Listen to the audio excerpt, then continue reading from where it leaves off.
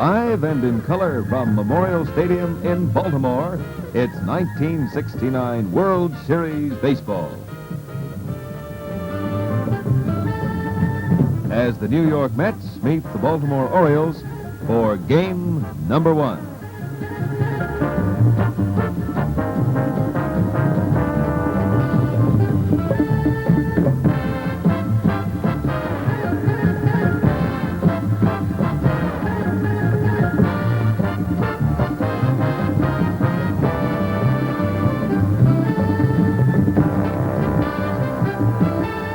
Now to Baltimore, and today's commentators, Curt Gowdy and Tony Kubek. The temperature is 75 degrees. I'm Curt Gowdy of NBC. This is Bill O'Donnell, the Baltimore Oriole broadcaster. Lindsey Nelson will be with us in New York when we move to Shea Stadium. And down on the field is my Game of the Week sidekick, Tony Kubek. He'll be roaming the stands with interesting guests and sidelights in this series. I think you can just about sum up the 69 World Series as saying, if you pick it on paper, it's the Orioles. They have the best statistics in hitting, in power, lowest staff earned run average. They've made the fewest errors. But the Mets didn't win the National League on paper. On paper, they didn't look as good as the Cardinals and the Cubs. They won it on the field, and that's what they're hoping to do here today. And, of course, the Mets not only have fans now in the New York area, they've become a national team as well. The starting pitchers today, right in back of me, is Tom Seaver. Just 24 years old, starting a World Series game in this his third Major League season, and he was the winningest pitcher in the Major Leagues this year. He won 25 games. We have almost opposites here today, young and old, right and left. Mike Cuellar is 32 years old, and he was the winningest left-hander in the majors today as he won 23 ball games. So it's Cuellar for the Orioles, Tom Seaver for the New York Mets. And now let's get over here to Bill O'Donnell for his pregame comments. Bill does an outstanding job of broadcasting for the Baltimore Orioles. Bill? Thank you very much, Curt, and it's a delight indeed to join you this afternoon. Curt used the word opposite in his pregame comments, and actually both these clubs won their pennants in opposite ways. The Orioles, from practically the middle of April, just breezed to the American League pennant. On the other hand, the Mets had to fight their way to win the National League pennant, although they had kind of a breeze winning the National League Championship Series over Atlanta. They had to come from mid-August until mid-September before they finally caught and then went ahead of the Chicago Cubs to win the Eastern Division. Now, as far as the ballpark here at Memorial Stadium is concerned this afternoon, this ballpark really does not favor a hitter any more than it favors a thrower. We have short lines down both left and right, but then the park and the fences break away. As you notice, it is only 309 feet down the left field side. The power alleys break away to between 380 and 390. To dead center field, and that'll be covered, I'm sure, a lot in this ballpark by both Tommy Agee and Paul Blair, it is 410 feet. And the fence out in center measures 7 feet high. As we pan around to the right center field pockets, it is 380 and 390 in the power alleys. And it is the same down the right field side as it was down the left field side, 309 feet. Well, now, let's go downstairs to Tony Kubek. Thank you, Bill. Curt, right at this time, we're waiting for possibly the Vice President of the United States. It's rumored that he may be here today, and he may still come. Pat Nixon is scheduled to be here, David Eisenhower, and, of course, Tricia and Julie Nixon. At this point, the Commissioner of Baseball, Bowie Kuhn, and there's a room right behind me, behind the Orioles dugout, waiting for the dignitaries to show up, and we hope to bring them to you during the course of this ball game. Right now, let's go back upstairs.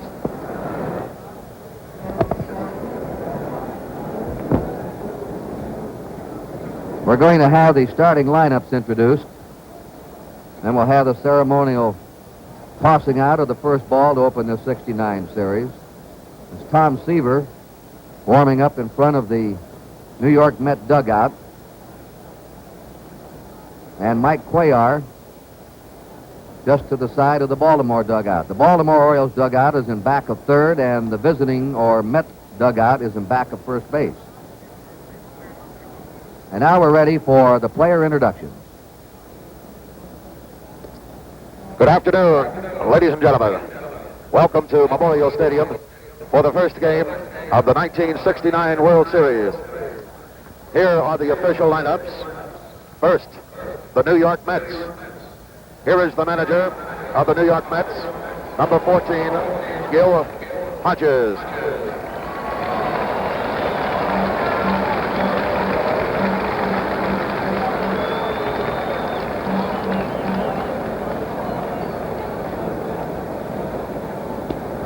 Batting first and playing center field, number 20, Tommy Agee.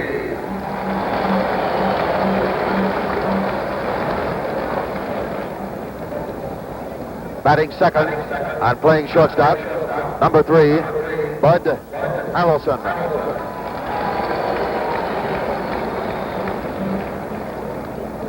Batting third and playing left field, number 21, Cleon Jones.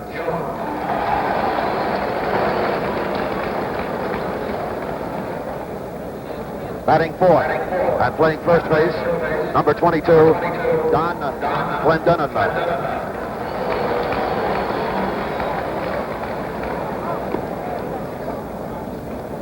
Batting fifth and playing right field, number 4, Ron Swoboda.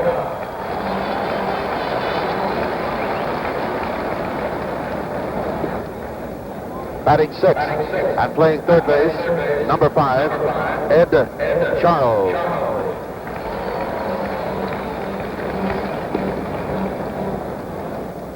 Batting seventh and catching for New York, number 15, Jerry Groot.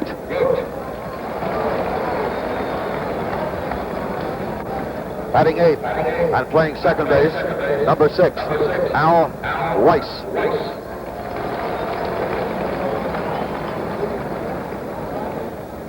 Batting ninth and pitching for the Mets this afternoon, number 41, Tom Seaver, who is warming up on the sideline.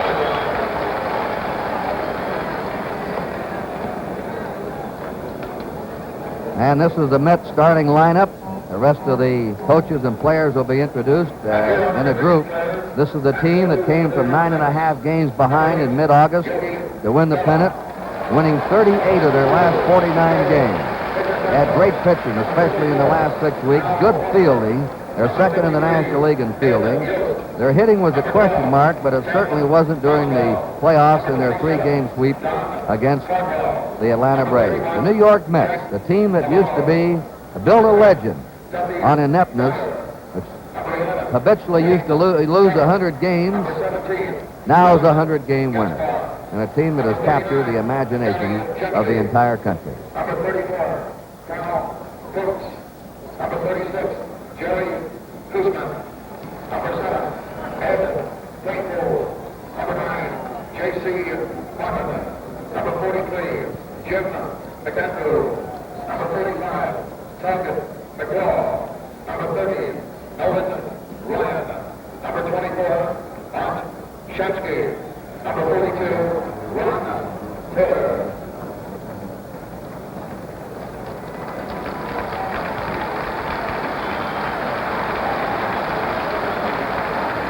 Now for the Baltimore Orioles. Here is the manager of the Orioles, Earl Wheeler. Batting first and playing left field, Don Buford.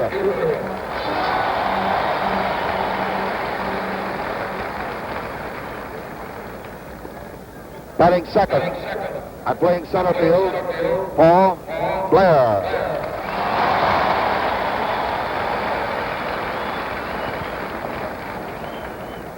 Batting third and playing right field, Frank Robinson.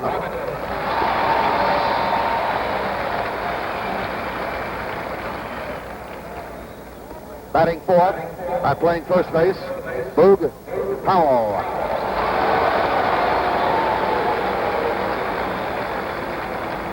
Batting fifth and playing third base, Brooks Robinson.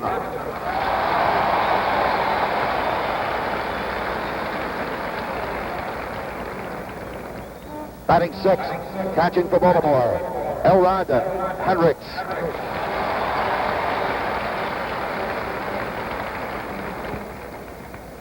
Batting seventh and playing second base, Dave Johnson.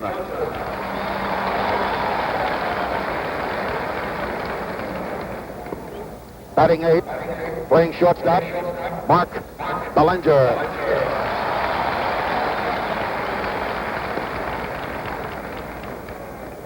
Batting 9th and pitching for the Orioles this afternoon, Mike Cuellar, who's warming up on the sideline.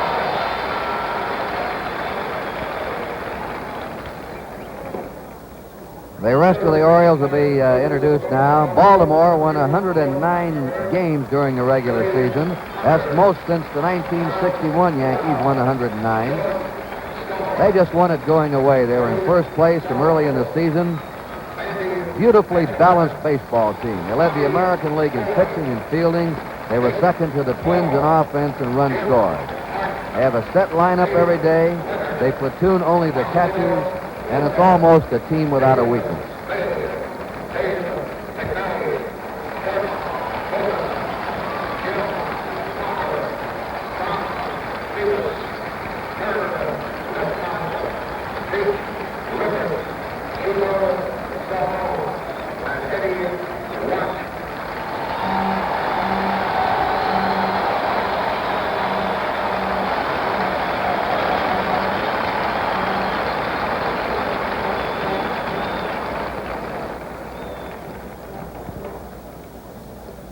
Ladies and gentlemen, please rise for our national anthem, which will be played by the Baltimore Symphony Orchestra and will be sung by Mr. Joseph Eubanks, Professor of Music at Morgan State College.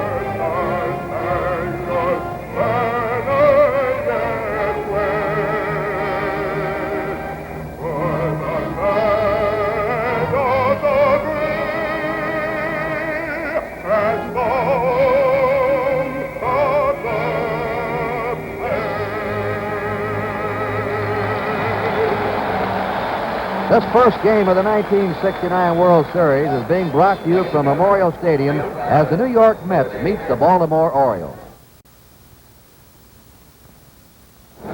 We pause briefly for station identification. This is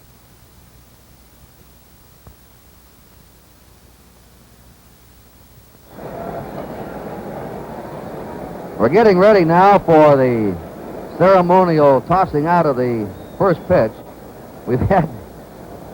There's Bowie Kuhn, the commissioner of baseball, who is going to throw out the first ball. Mrs. Pat Nixon is on his right, and the owner, Mrs. Payson, is on the commissioner's left. Mrs. Kuhn is in the box seats along with the commissioner. Mrs. Payson is leaving now. That's Phenia Nixon, also with her mother. We've had all kinds of rumors. First, President Nixon was going to throw out the first ball, then Vice President Agnew, then David Eisenhower, and finally we're down to the first pitch with the commissioner of baseball, Bowie Kuhn.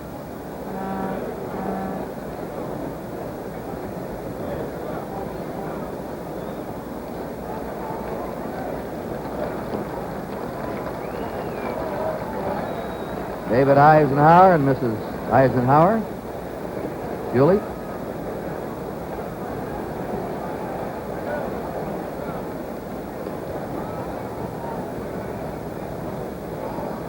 Cuellar cannot warm up. He has to wait until this traffic's out of the way. And now he turns aside and starts back to the dugout.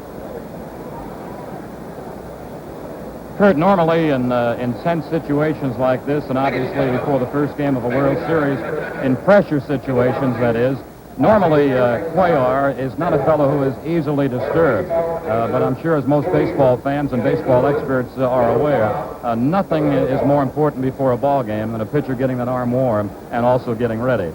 And over the last 4 or 5 minutes, Cuellar has not been able to get ready as he would like to get ready. All right, here's the commissioner who was put in as a temporary commissioner, but who did such an outstanding job that he was signed a long-term, very healthy contract. An articulate, dynamic man who has proven to be a great leader for baseball. There's his pitch to Ellie Hendricks, the catcher of the Orioles. And now one more.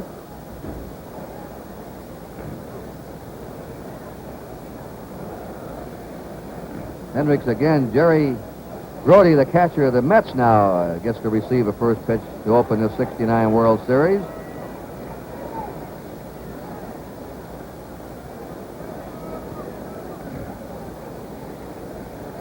And so the ceremonies are out of the way. We've already had the meeting at home plate among the umpires and the two managers. As the Orioles take the field, here's Bill O'Donnell. Well, Curt, if this 1969 World Series has the type of play that both of these clubs were involved in during the 1969 regular season, I'm sure that we're going to see one of the most exciting World Series of all times. We talked earlier about the use of the word opposites. The Orioles, who just had balanced power and balanced pitching strength, both as starters and relievers to win. The Mets, on the other hand, who used good defense, and one day after another, especially late in the season, pitching after pitching after pitching. That's the way they won their flag. All right, let's set up the Orioles defensively. Boog Powell's at first base.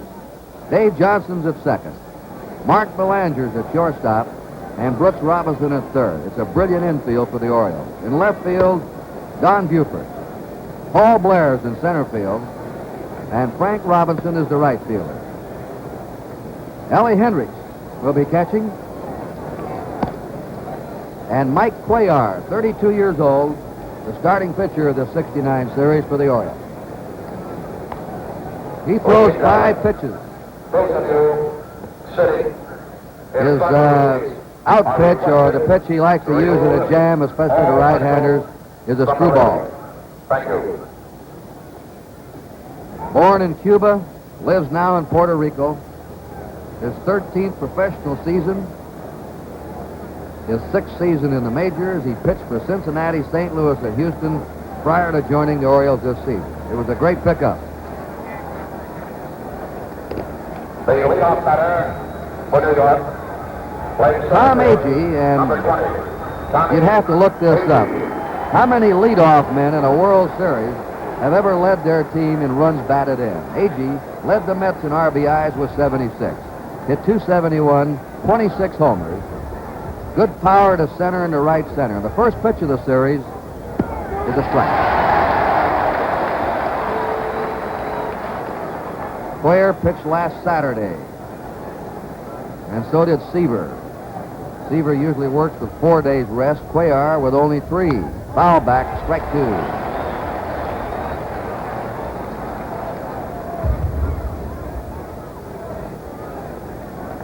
A little bit toward left for Agee. 2-strike pitch. Just outside. 1 ball, 2 strikes. Cuellar led the Orioles in complete games and innings pitched, in most victories and in strikeouts. A 1-2 delivery. Ball 2, 2-2.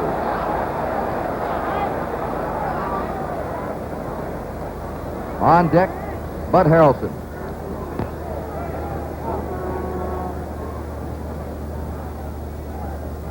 The 2-2 delivery, 3-2. He had him 2 strikes. Now it's a full count.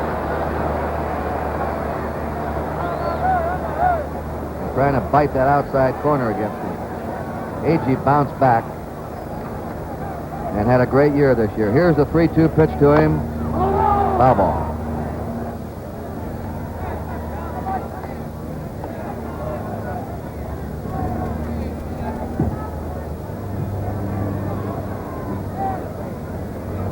3-2.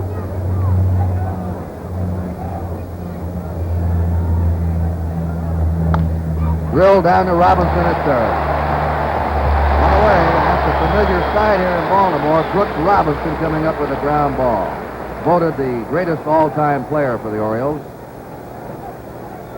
Hank Soares behind the plate, his 5th World Series of the American League. Frank Vittori at first, his 4th World Series. Larry Knapp of the American League at second, his 4th series. Shag Crawford of the National League at third, his 3rd. Lou DeMuro umpiring his 1st series in the left field line, and Lee Wire, the National League, on the right field line, his 1st World Series. 6 umpires assigned to today's game. Ball 1 to Bud Harrelson at 248. No homers, 24 RBIs. The 1-0 pitch. Inside, ball 2. Harrelson, one of the best defensive shortstops in baseball. Better known for his glove than with his bat. We have 1 out, nobody on. We're in the top of the 1st inning. They're playing Harrelson fairly shallow in the outfield. Slam foul outside 3rd. 2 balls and a strike to Bud Harrelson. Cleon Jones is on deck. The Mets have their right-handed batters in today. They have 9 right-handed batters in the lineup. They won with left-handers against the Braves, but Gil Hodges' platoon. Foul out of play in the count, 2-2. Cuellar, though, is very effective against right-handers with that screwball, isn't he, Bill?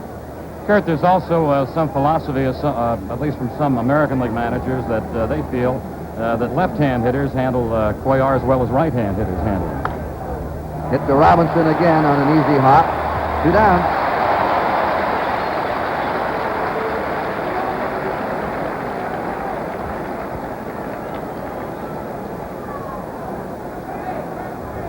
Yogi Berra coaching at first.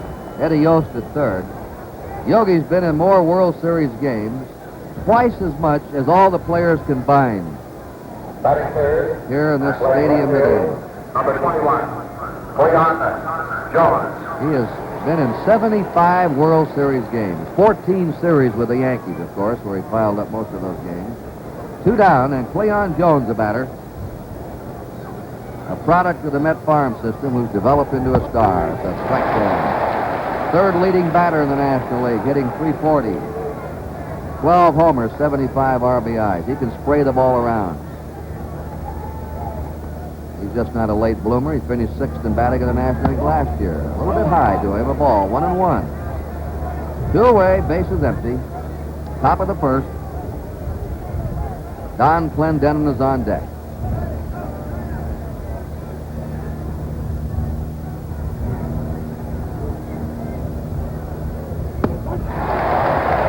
One and 2.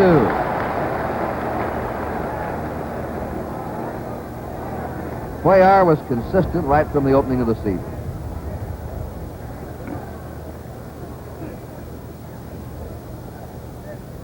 One ball, 2 strikes. Let's see if he turns it over to him now. Ground ball out of the reach of Belanger. There's your first hit of the 1969 series. Cleon Jones on first with a single to center.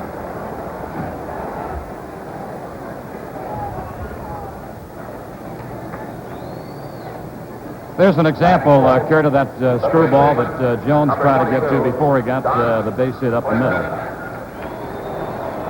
Here's Don Clendenin. 248, 16 homers, 51 runs batted in. He didn't play in the series against Atlanta. The right-handed pitcher is going all the way. He started the season with Montreal, was traded to the Mets in mid-June, and he helped the Mets the rest of the way. 1 ball, no strikes. 2 down, Cleon Jones on first. Deep and straight away. Cuellar's move, Jones back. Jones is a good base runner. He stole 16 bases this year out of 24 attempts.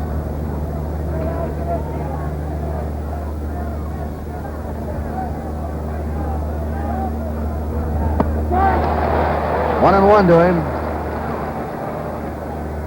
Clendenin got hot in September. He hit 7 home runs during that month. Right when they counted. 1 ball, 1 strike.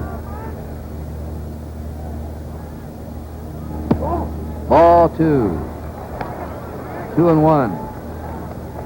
Is Cuellar as sharp with his control today as he usually is, Bill? He's struggling a little. He's 3-2, and he's 2-2. Well, the one thing that we haven't seen yet from Cuellar, and he throws it quite a bit, he's got a big rainbow soft curve. Breaking away from that right-hander, 2-2 now.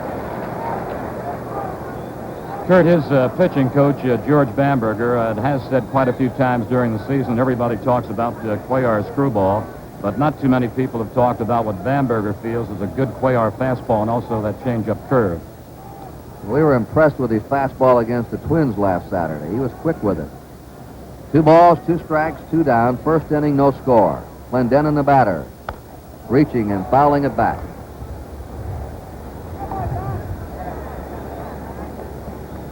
Every now and then a slight breeze springs up and is blowing from first to third. Cuellar with his 2-2 pitch to Clendenin. Just got a piece. 2-2. On deck, runs Swoboda. Clendenin's quite an athlete. He was a 12-letter man at Morehouse College. He was offered pro contracts by the football Cleveland Browns, the basketball New York Knicks, the Harlem Globetrotters, and the Pittsburgh Pirates. 3 different professional sports teams seeking his services. The 2-2 delivery. Struck him out, and the Mets were gone in the top of the first. No runs, 1 hit, there were no errors, 1 man left. Middle of the first inning to score. The Mets nothing. The Orioles are coming to bat. Now let's set up the Mets defensively. Don Clendenin's at first base. Al Weiss at second. Bud Harrelson to shortstop. Ed Charles is at third. Cleon Jones in left field. Tom Agee's in center. Ron Swoboda, the right fielder. Jerry Grody, the catcher. And Tom Seaver, the pitcher. Incidentally, the Mets, famous over the years for giving games away and making mistakes in the field, are a very, very sound defensive team. They finished second in the National League in fielding. And one of the reasons they're in this World Series is because they didn't make too many mistakes in the field during this past season. And there's a winningest pitcher in the Major League this year, 24-year-old Tom Seaver, who won 25 and lost 7. Lives in Manhattan Beach, California, born in Fresno. A handsome, articulate, chosen National League Rookie of the Year in '67. Showed outstanding promise then and is developing into one of the real stars of the game. Don Buford hit .291 during the season, 11 homers and 64 RBIs, and he can get on base. Ball 1 to him. Seaver, a good fastball, hard slider, uses sort of a rolling curve as a changeup. A high drive into deep right. Swoboda backing up, drawing a bead right in front of the wall and can't get it. Buford leads off with a home run.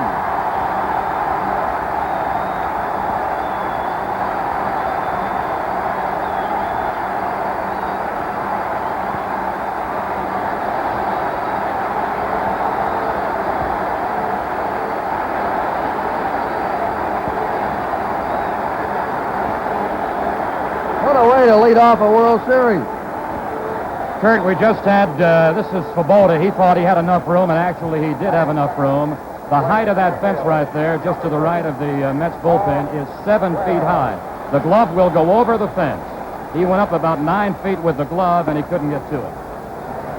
Paul Blair takes strike 1. Blair hit .285, had a slump in the last month of the season. 26 homers, 76 RBIs, goes after a curve, strike 2. He hit over 300 most of the year and then slumped off. Curt, actually a little bit unusual for Seaver to give up a home run. In better than 200 innings, he only gave up 24 home run pitches during the regular year. Foul, 0-2. Blair was telling us today he was taking his head off the ball. As he was swinging, he was jerking his head away, not keeping his head down and eyes on the ball. And he cured this in the playoffs, popped the curve back. And he Got 5 hits in that third playoff game against the Twins. Frank Robinson on deck. It's the first time in his career he ever had 5 hits in a game. 2 strikes. Nobody on, nobody out. Baltimore ahead, 1-0. 1-2.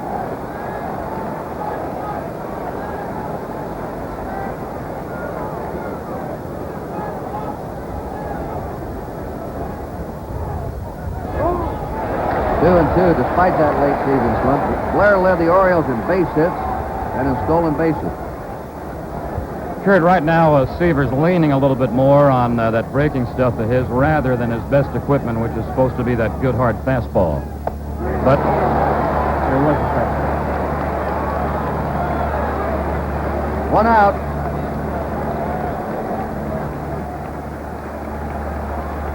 George Stoller coaching at first for the Orioles and Billy Hunter at third. Frank Robinson, the judge. Hit .308 for the year, 32 homers, 100 RBIs.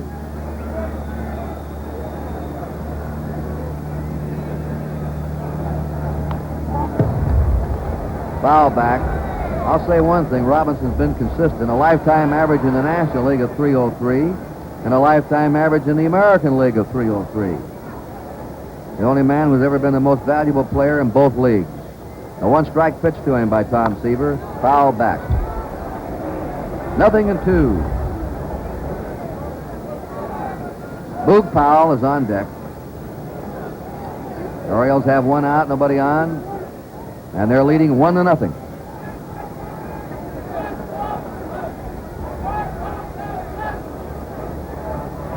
The 2-strike pitch. 1-2. Seaver is a young pitcher with command. That is, he commands his pitches. A lot of young fellows have good stuff, but can't command them. Seaver can. Curve is beat foul.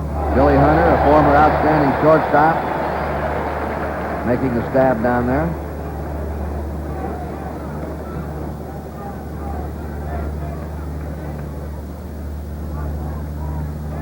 One ball, 2 strikes to Frank Robinson. The outfield deep in the step toward left. Struck him out on a high fastball. This game is authorized under television rights granted by Major League Baseball for the entertainment of our audience, and any publication, reproduction, retransmission, or other use of the pictures, descriptions, and accounts of this game without the express written consent of the Commissioner of Baseball is prohibited.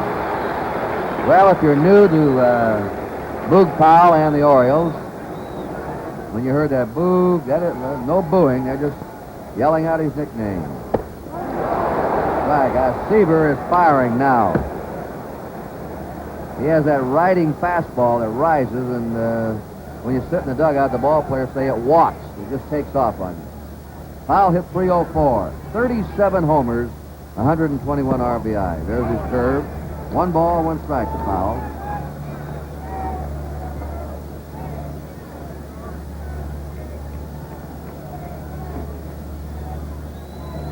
A 1-1 pitch. Fastball, 1-2.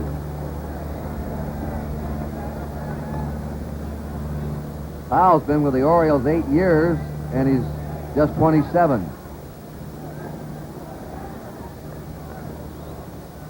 He has one of the smoothest swings in baseball. Power to left center, and he can pull the ball to right.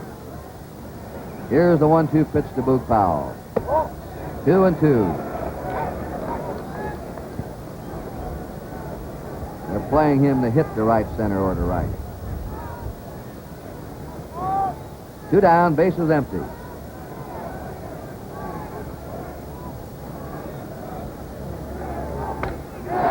hit to right by Powell. Ron Swoboda up. Back into Al Weiss.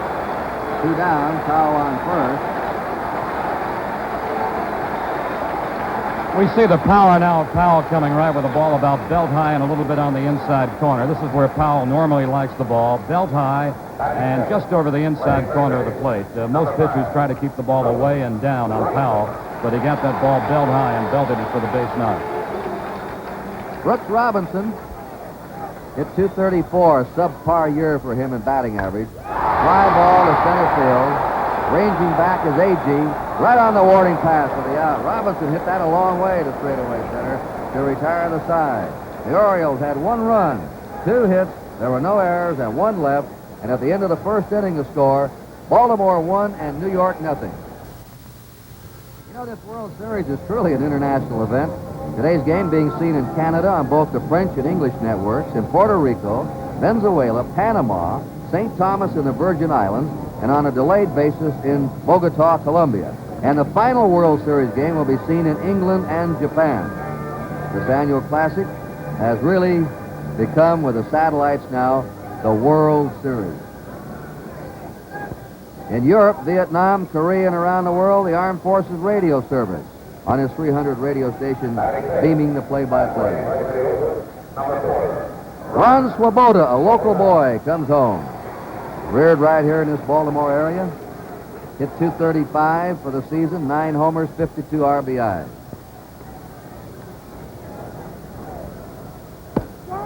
And a bunny's way on. Strike.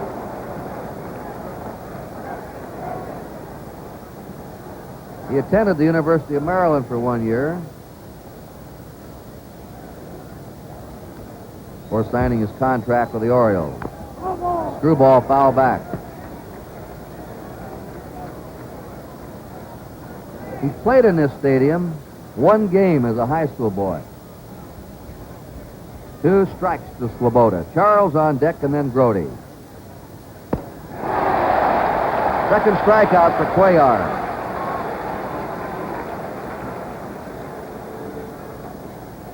And here's the oldest player of the non-pitchers in this World Series, veteran Ed Charles, 35 years old. Hit .207, 3 homers, 18 RBI.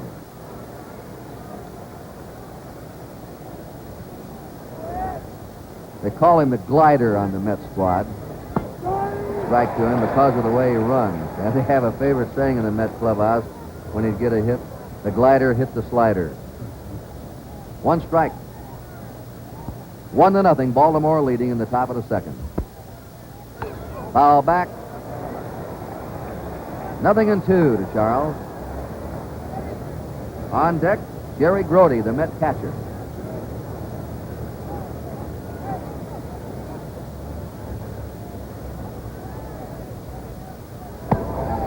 Just missed with a fastball.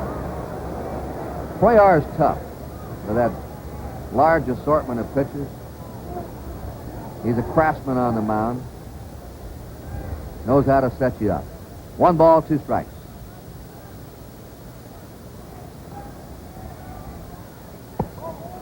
Curve is inside one. 2-2. He was one of 2 American League pitchers to beat every opposing club during the season. The other one's his teammate, Jim Palmer. The 2-2 pitch. And out goes Ed Charles. That's the 3rd strikeout in a row now for Mike Cuellar. 2 down for the Mets, nobody on, and Jerry Gowdy up. Gowdy hit .252 this year with 6 homers, 40 RBIs.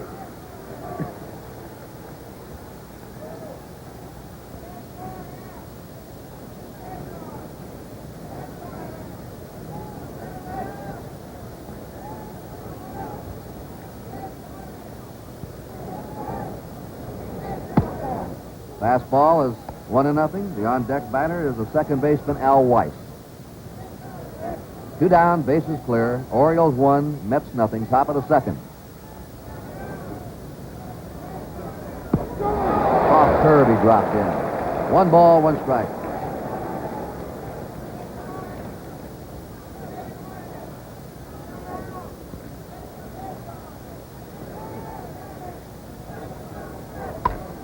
Fastball hit to short. The big hop to Belanger, and the Mets go down 1-2-3 in the second. At the end of an inning and a half, it's the Orioles 1 and the Mets nothing.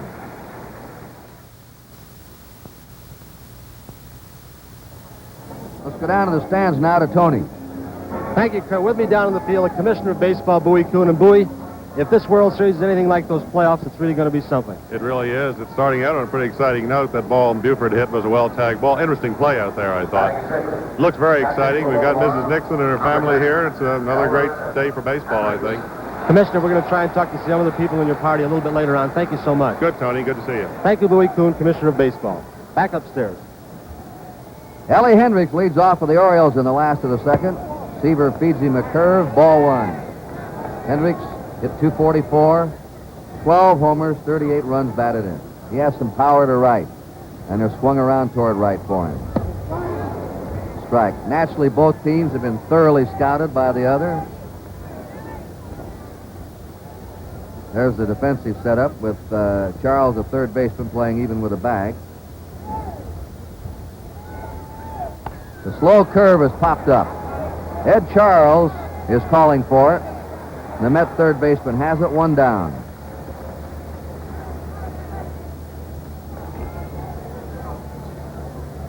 Brings up Dave Johnson.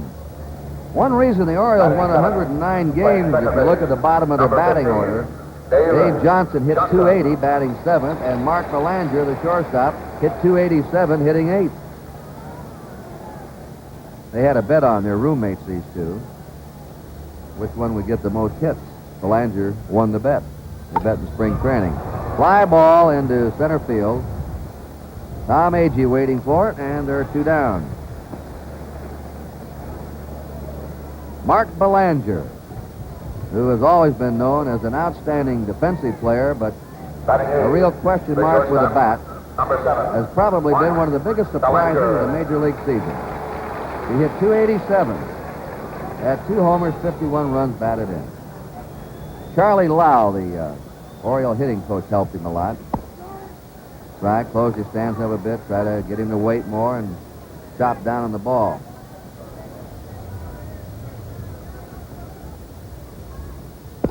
Outside. The only shortstop in the majors that hit for a higher average was Boston's Rico Petrocelli, who hit .297.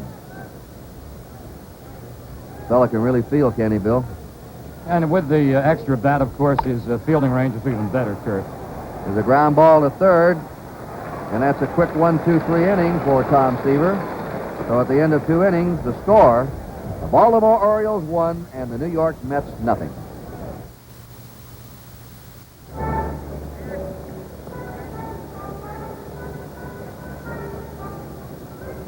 Down in the commissioner's box, the fellow with the dark glasses in the second row is Ted Williams.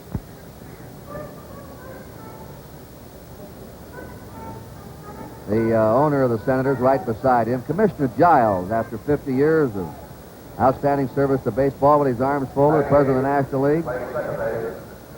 Tricia Nixon. Mrs. Nixon, our first lady. Commissioner Kuhn, Mrs. Kuhn. David Eisenhower and his wife Julie. And I wouldn't doubt some Secret Service men. Al Weiss leading off. The strike. Al Weiss hitting .215, 2 homers, 23 runs batted in.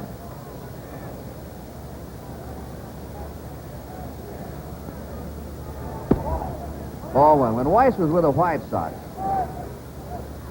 they had a collision at second base. Weiss's knee rammed into the head of Frank Robinson, and Robinson had a concussion and had double vision for nearly a year.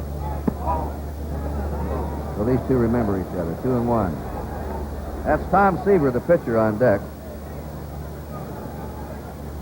And out of that concussion, Weiss received some torn ligaments in his knee. They both were injured. The 2-1 pitch by Cuellar is fouled back, and the count's 2-2.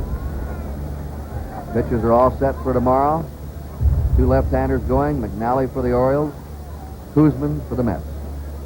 And they're all set for next Tuesday in New York, too. Gentry for the Mets and Jim Palmer for the Orioles. Ball 3, 3-2. Al Weiss.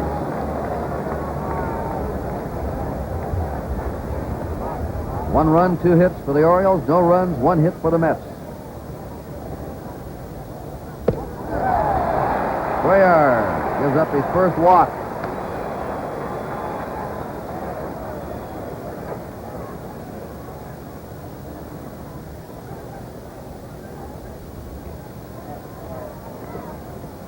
Tom Seaver battled you at the plate. He's an all-around athlete. He's a good fielding pitcher. Number 41. Has good speed. Seaver.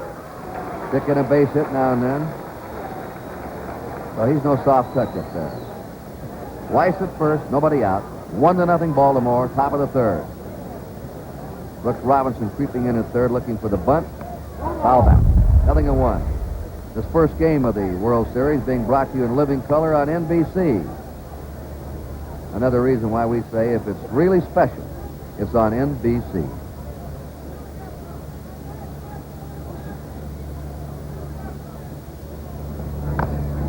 Trying to bunt again. 0-2. Now let's see if Seaver tries to bunt on the third strike. Al Weiss, a fast man at first.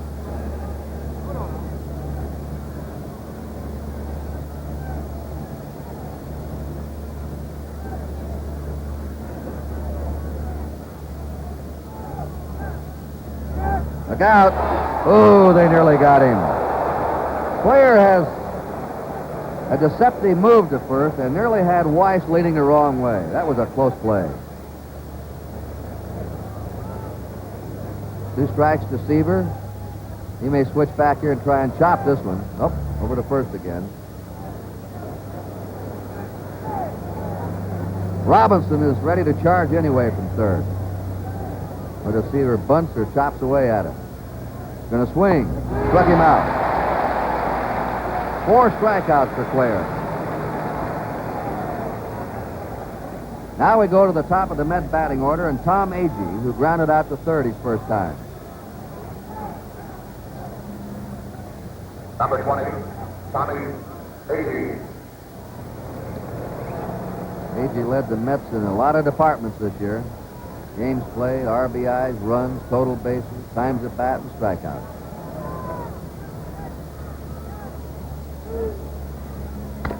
Ground ball to short. Belanger to Johnson for 1 on the first. Double play.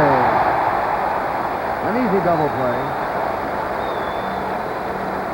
The Mets are all out in the third. No runs, no hits, no errors, nobody left. At the end of 2.5, Baltimore 1 and New York 0.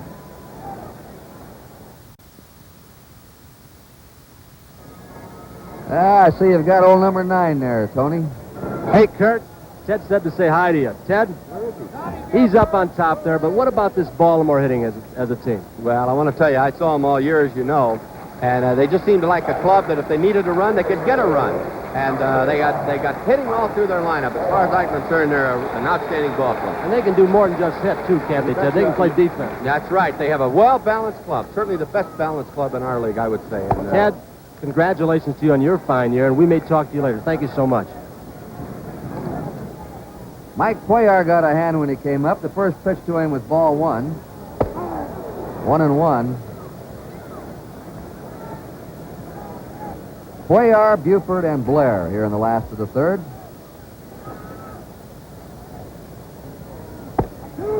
One and 2 to Mike Cuellar. The Oriole run came in the first inning on a leadoff home run by Don Buford.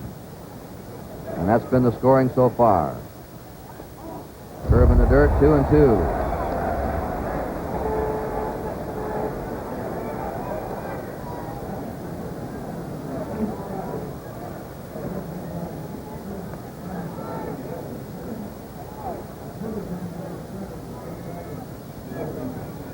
The 2-2 pitch. That is strikeout number 3 for Tom Seaver. And here is Buford coming up, getting a hand for his home run.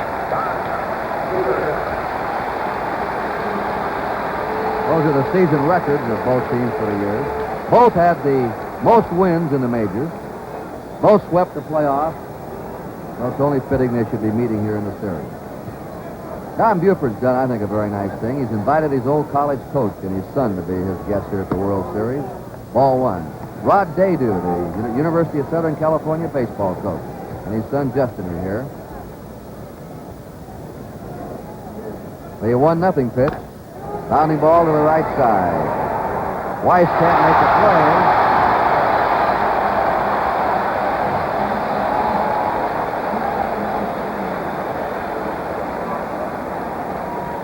We'll see how they score that one.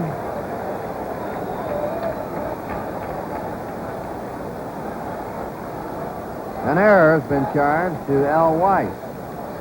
The scores today, Dick Young, New York Daily News, who's president of the Baseball Writers Association, Lou Hatter of the Baltimore Sun, and Joe Durso of the New York Times.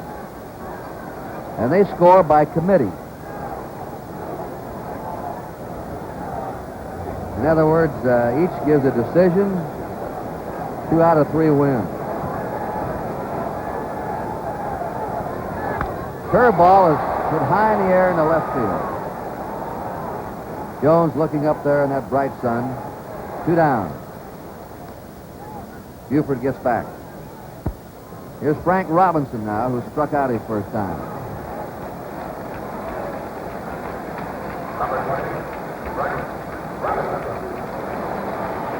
We received a telegram before the game. A fellow at Trinity University down in San Antonio wanted us to say that the only university with representatives on both World Series teams is Trinity University. Jerry Grody of the Mets and Dave Johnson for the Orioles. However, he's not right. USC has Seaver for the Mets and Buford for the Orioles. Ball 1 to Frank Robinson. 2 down. Buford stole 19 bases this past season at first.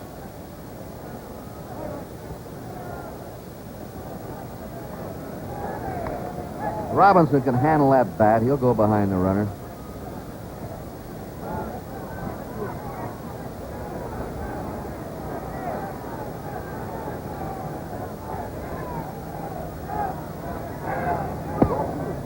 Ball 2. If we get another center field shot, you'll see how he crowds the plate. Over the years, he's always been a batter that's led the league many times in being hit by pitch balls. The 2-0 pitch to him, ripping away at that high inside pitch. You've been hit many times this year? 13 times, Curt, has been hit by opposing pitchers this year. Led the American League in being hit by pitch balls this year, and 6 times he led the National League being hit. He'll bounce right up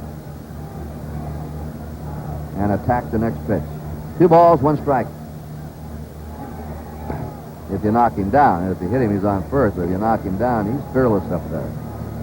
Curt, pitchers work on Buford, not so much because he has good speed, but also Buford very frequently will take a dangerous kind of lead. So that's why Seaver's working on him so much. 2-1 count to Frank Robinson.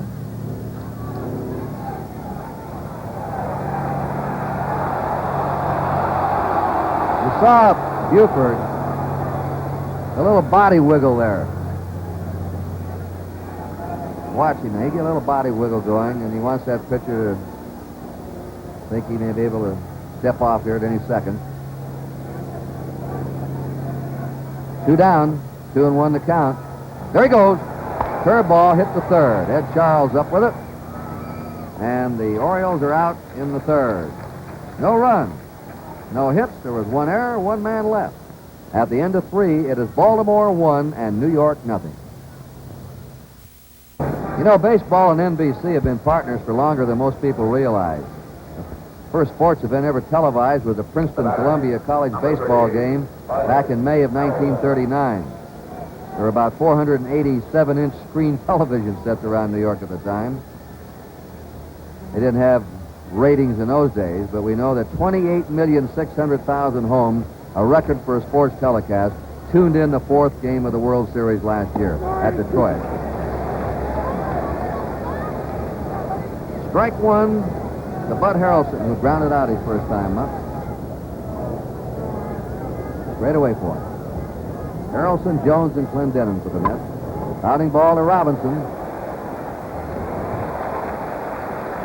They call him the human vacuum sweeper here. He just sweeps up everything. In fact, that left side of the Baltimore infield, you've got to really hit a shot to get it through between Robinson covering the line at third, ranging to his left, and Belanger with his great range at short. 1 out, nobody on. Cleon Jones singled his first time.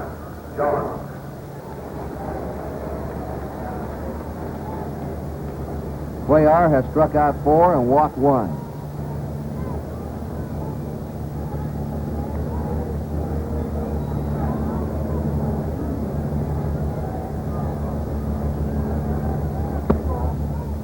A ball to Jones,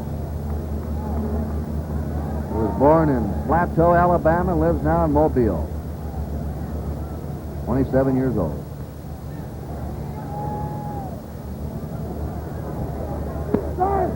One and one.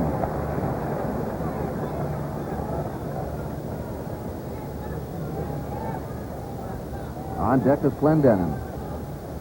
One out, nobody on. The Orioles ahead, 1-0. Fly ball to left. Don Buford puts it away, and we have 2 down.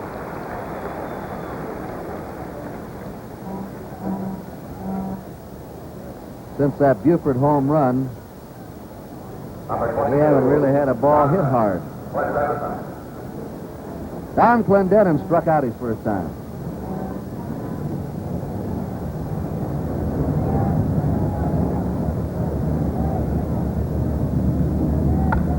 There's a drive in the left center for a base hit. They're trying to cut it off. It goes to the fence. Clendenin will have extra bases and is in with a stand-up double. The Mets have their second hit.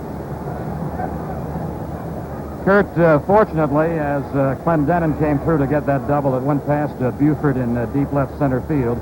He got that pitch on the outside corner, and he managed to pull it pretty well to the left center field pocket alley. And luckily, Blair had backed up Buford, or else Clendenin might have had a chance to go to third. Ron Swoboda struck out his first time.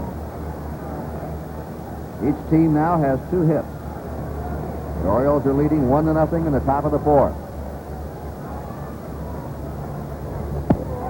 1-0 to Swoboda.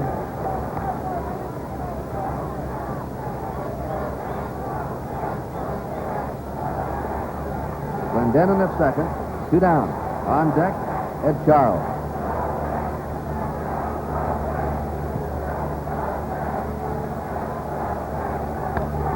Fly ball, right center. Paul Blair going for it. Has a beat on it.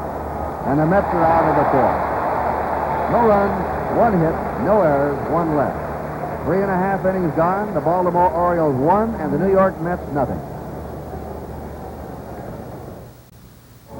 Hey, Tony, tell Ted I'll check him out in his fly casting this winter. Did you hear what Curt said? He's going to check your fly casting out this winter, Teddy.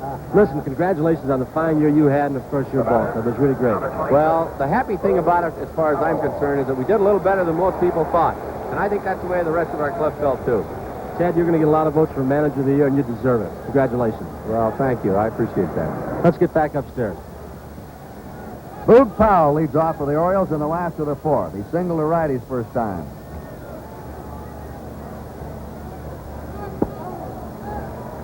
Strike.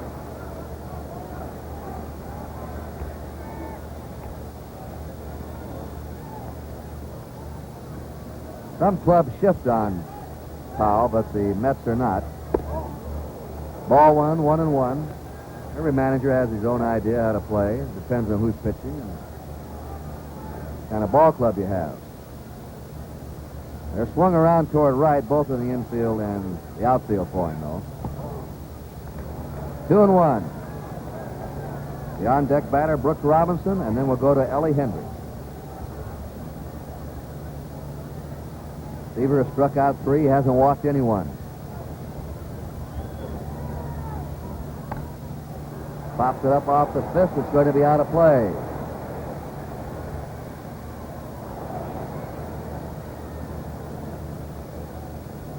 Two and 2 to John Powell. Reared in Key West, Florida, now lives here in the Baltimore area. Or used to. Did he move?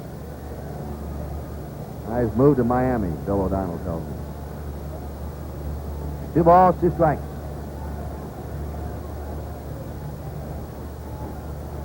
Curve, didn't want to swing at it. Bud Harrelson charges. Powell is out. Faster man might have beaten that one out, but Powell's not exactly a speed merchant. 1 down. You don't usually see him hold up on a swing like that. He usually goes through whether he's made a mistake or not. Brooks Robinson flied to deep center his first time.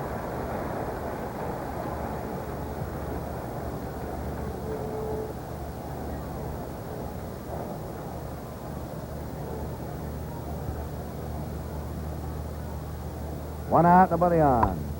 He pops it up to the right side. Al Weiss puts it away, and that's out number 2. And since that leadoff homer to Buford, Tom Seaver has been tough for the Orioles. Ellie Hendricks popped up his first time. Number 10, L. Randon, Hendricks. 2 down, nobody on. Hendricks played as a pull hitter to right. Dave Johnson on deck. 1-0. Dave Johnson.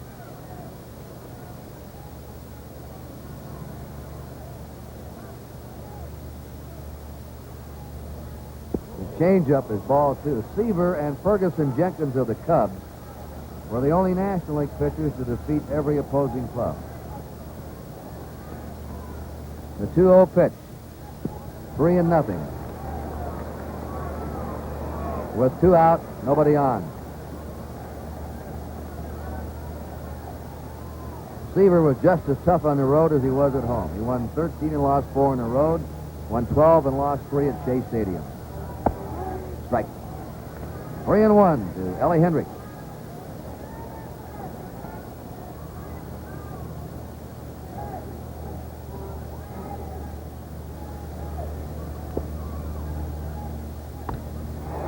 Base hit by Hendricks. The 3rd hit for the Orioles, their first hit since the 1st inning. Dave Johnson, the batter, fly to center his first time. Number 15, David Johnson. Billy Hunter, the third base coach. 1 run, 3 hits for Baltimore. No runs, 2 hits for New York. The Orioles have 2 down. Hendricks at first.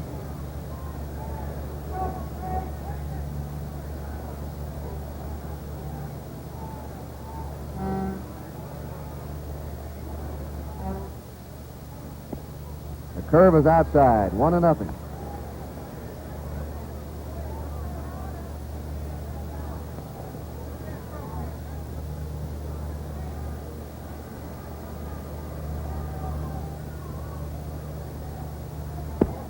Fastball misses, 2-0. There's a white house beyond the ballpark in center field that when a right-handed pitcher, there it is, just beyond the flagpole, sometimes comes way over the top. It can be distracting for the hitters.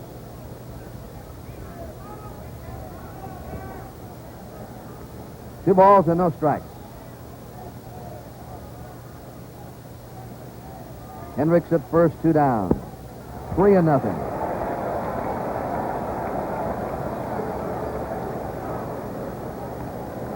Curt, this is the Oriole bat boy, Jay Mazzone, who has those artificial limbs, and he's used those artificial limbs since he was 2 years old. He was unfortunately in a very bad fire, but those artificial limbs have not hurt this youngster one bit.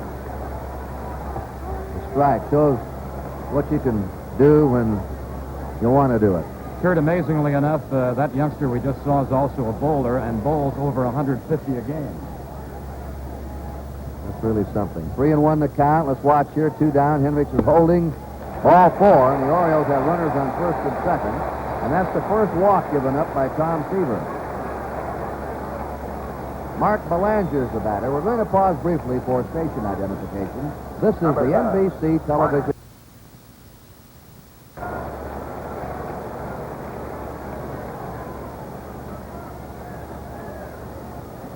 Belanger grounded to third.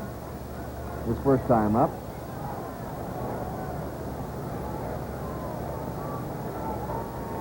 Hendricks at second, Johnson at first, 2 down. Seaver fires a fastball through. 0-1.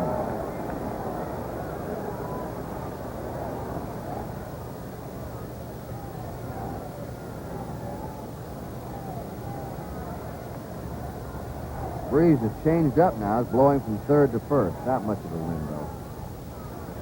1 strike.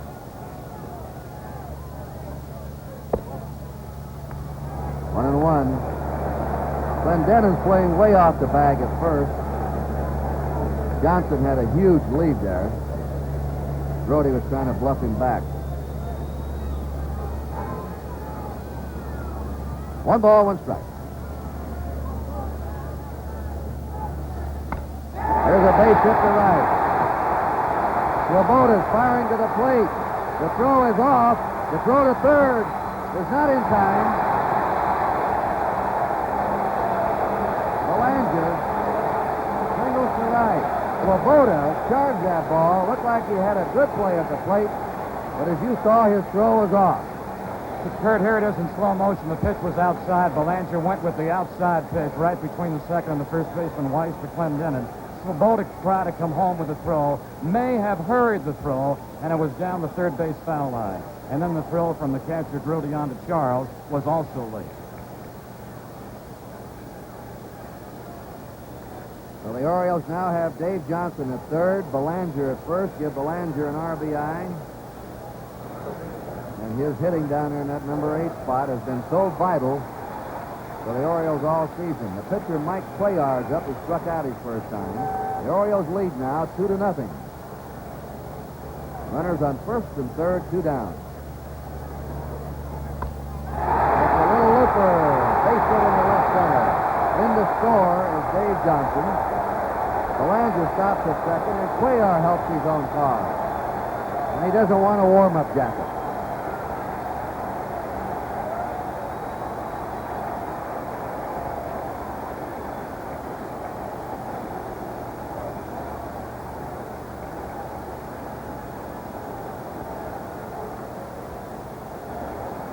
And now here's a fellow who became the 8th player in World Series history to hit a home run in his first time at bat in a World Series. Mickey Lolich was the last to do it. Ball 1. For Tom Buford, who homered in the first, reached in an error in the third. Belanger's at second, Cuellar's at first, 2 away. 4 Orioles in a row have reached base. 3-0, Baltimore. There's a drive to right field. That's into the corner. Coming in to score is Belanger. Cuellar's going to third. And in the second goes Buford with his speed. A double.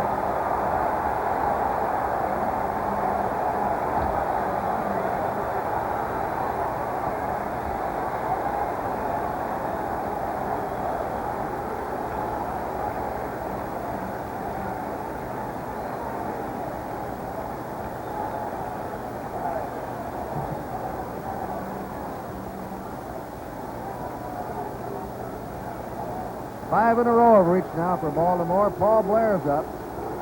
He's the 8th batter of the inning, and we're going to get some action now in the Met bullpen. Rube Walker, the Met pitching coach, coming out. Seaver was sailing along.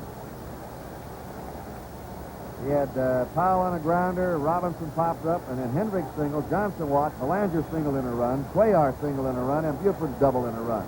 Ron Taylor warming up.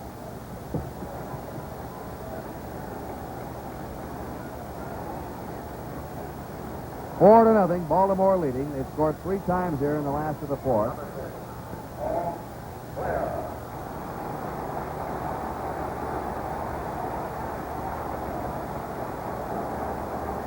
Runners on second and third, 2 down. 6 tipped off Seaver for the Orioles. Curve is hit to third. Charles up with it. And that's it. 8 men went to the plate. 3 runs for the Orioles. 4 hits. There were no errors and 2 left. At the end of 4 innings, it's Baltimore 4 and New York nothing. Once again, Tony Kubek. Thank you, Curt. Down here with me in the commissioner's box, David Eisner on my left and his lovely wife, Julie Eisenhower. David, what about this ball game? What about the ball club? Do you have a favorite? Well, I've definitely got a favorite. I'm a Baltimore fan. You're sitting on the American League side. I've always been on the American League side of things in the World Series. So I think I'm with most of the professionals and not very many of the fans, I think, in predicting the Baltimore. Julie, you know your husband's probably the greatest baseball fan I've ever seen. I had a chance to spend some time with him during the All-Star game. He knows more about baseball than any professional announcer I ever heard. He really does. And you know the night that the White House had the party for all the baseball people? Well, one of the members on my dad's staff called David at work in Senator Rusk's office and was getting all these statistics for my dad to use in his speech because David was the encyclopedia. They didn't even need to go to a book. Well, I'm sure your father would like to be here, as great a sports fan as he is. He really would. He was planning to come, and then he's having this Vietnam meeting, so he couldn't make it. Well, Dave, thank you so much. Maybe we'll get back to you a little bit later. Thank you. I want to get some inside baseball knowledge from you in just a few minutes. Good seeing you again, Ted. Thank you, David. Thank you, Julie. Let's go back upstairs. We're going to the fifth inning here in Baltimore. Ed Charles starts it off for the Mets. He struck out his first time. Mike Cuellar, ball one. Cuellar has allowed 2 hits. A single by Cleon Jones and a double by Clendenin. He has struck out 4 and walked 1.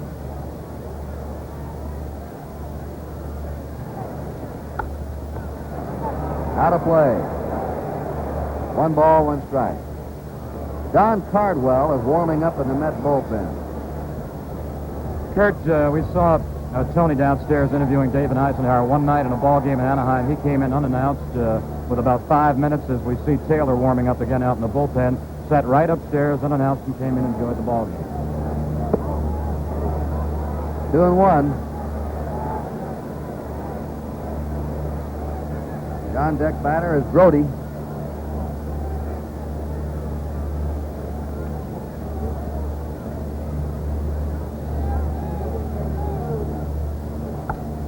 Foul back. You know, the Oriole pitching has been something in the World Series. They played in the '66 series, swept the Dodgers 4 games, and pitched 3 shutouts in a row the last 3 games. And Cuellar has 4 innings of shutout here so far.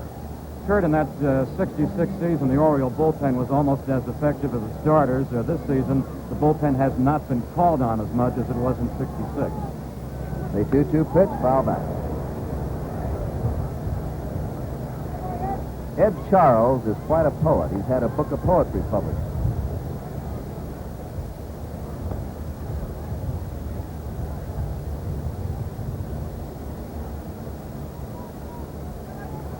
Nobody on, nobody out. Top of the 5th inning.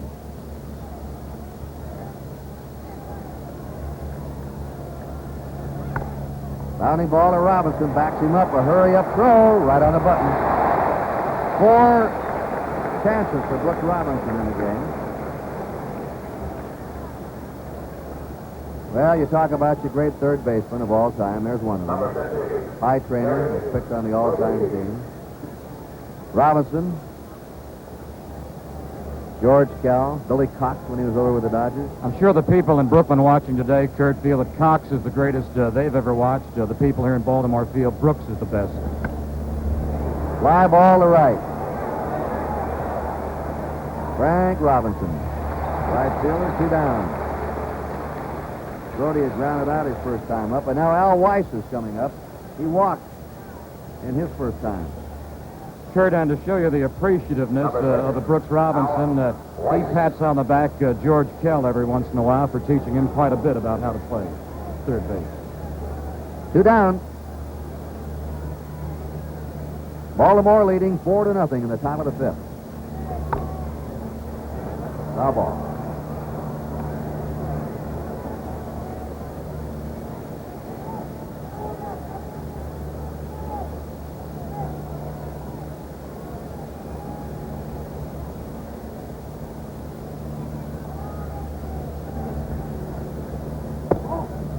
One ball, 1 strike.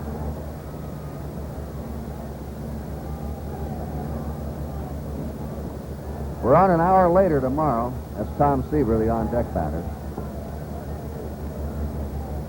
Foul ball back. And we have one right here in our NBC booth.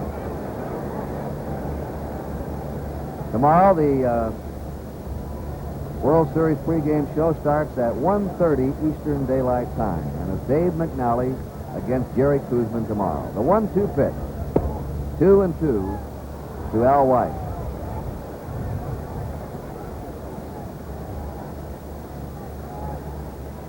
Cardwell is still throwing in the Met bullpen.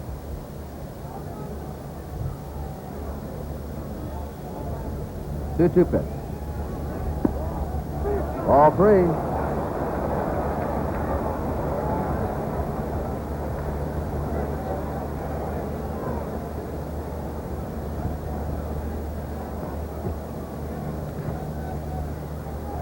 Player pitching 3-2. Weiss hits it to Robinson.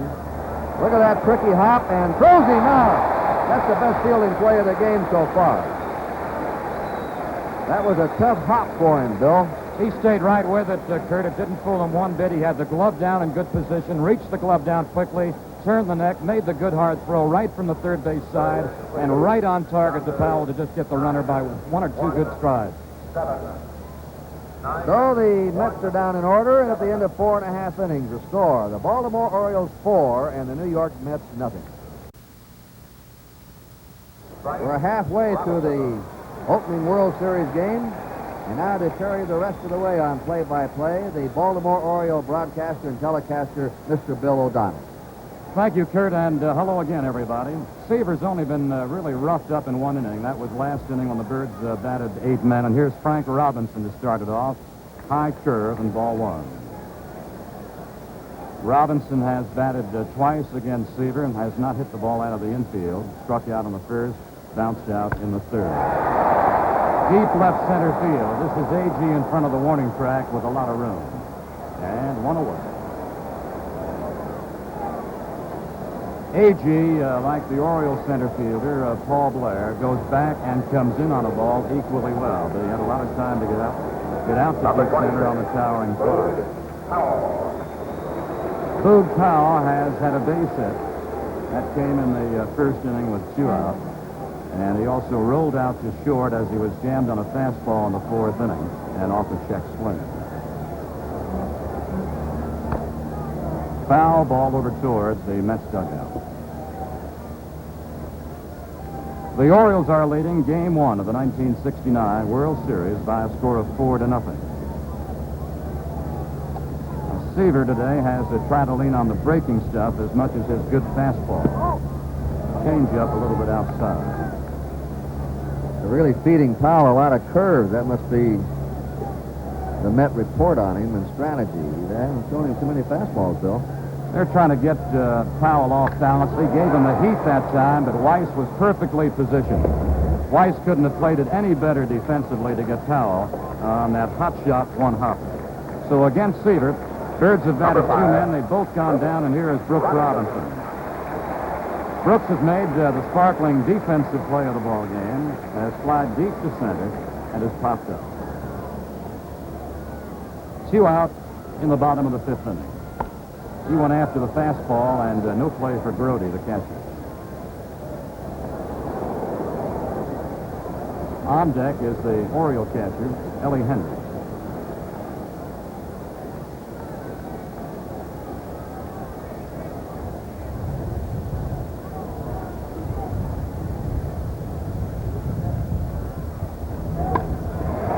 Again, the second baseman, Weiss, was perfectly positioned as Brooks lined out on the fastball to the second baseman. And so at the end of the 5th inning, the score is Baltimore 4, New York nothing. Well, the manager of the Mets, Gil Hodges, realizing he's 4 runs down to go to the top of the 6th inning, will pull Tom Seaver, and he will bat instead one of his catchers, Duffy Dyer. During the regular season, Dyer batted .257. He had 3 home runs and knocked over 12 runs. On the first pitch, the shortstop Belanger over near the hole for out number 1. Dyer, batting for Seaver, gets 1 pitch and grounds out short to first. A quick out to start the top of the 6th inning, and here's the expression and the feeling right now, pictured on the face of the Mets manager, Gil Hodges. Number 20, Tommy. Here's the leadoff batter now, Tommy Agee, and he truly has to be one of the fine comeback stories of not only the Mets season, but the entire National League season. He got the curve, rainbowed in slowly for strike 1. Cuellar, thus far in the ballgame, has thrown that change curve twice and thrown it well. 1 strike to Tommy Agee. He didn't get the screwball through. A ball and a strike. Agee came from a .217 average a year ago to a strong 271 this year. 1-1. The screwball missing again. The activity right now in the Mets bullpen is with veteran Don Cardwell. 1 away. We're in the top of the 6th inning. The change curve was in, so both his strikes to Agee have been those let-up rainbow breaking balls. Cuellar looks down at his feet a lot, and he does that to concentrate and also tries to relax those rubber arms of his as much as he can. No play on the foul ball to the top side of the ballpark up in right field.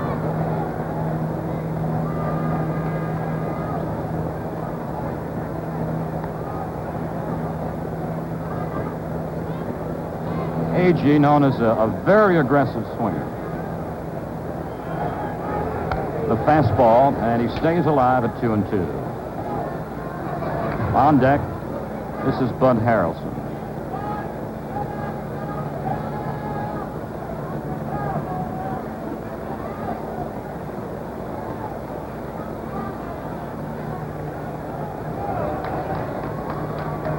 He got the soft curve 3 times for 3 looking strikes.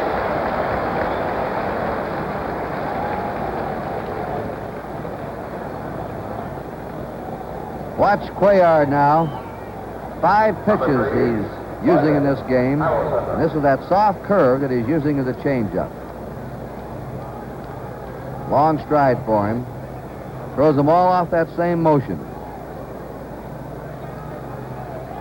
All right, Curt, here is Bud Harrelson, the shortstop. 1-0 to Harrelson. He's bounced out twice to third baseman Brooks Robinson. Harrelson has not been a switch hitter for too many years, back about 2 or 3 years ago. He got the soft curve over the plate, but low. 2 balls and no strikes.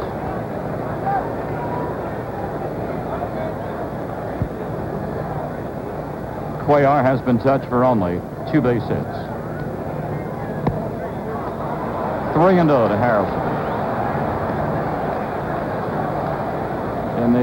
That's the third base coach, Eddie Yost, flashing Harrelson either the red light or the green light. Take it or go ahead and swing. 2 gone, nobody aboard. Right. But he was waved to first base. Soar came up with the right arm and then pointed, said, go to first base. Second walk has been issued now by Cuellar. He walked Weiss back in the 3rd inning to lead it off.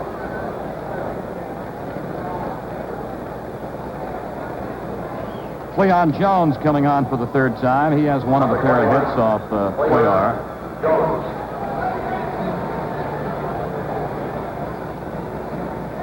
Jones rammed the ball right through the middle of the infield past shortstop Belanger in the 1st inning for a base hit to center, and he flied to left his last trip in the 4th inning.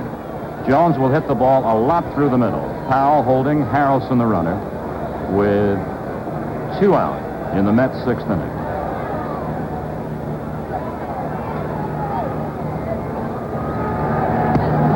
Didn't get that breaking stuff. It might have been a slider right down to his knees. Now, Curt has been talking about an assortment, and there isn't too much that Cuellar does not have. About the only thing he might not have is the straight changeup.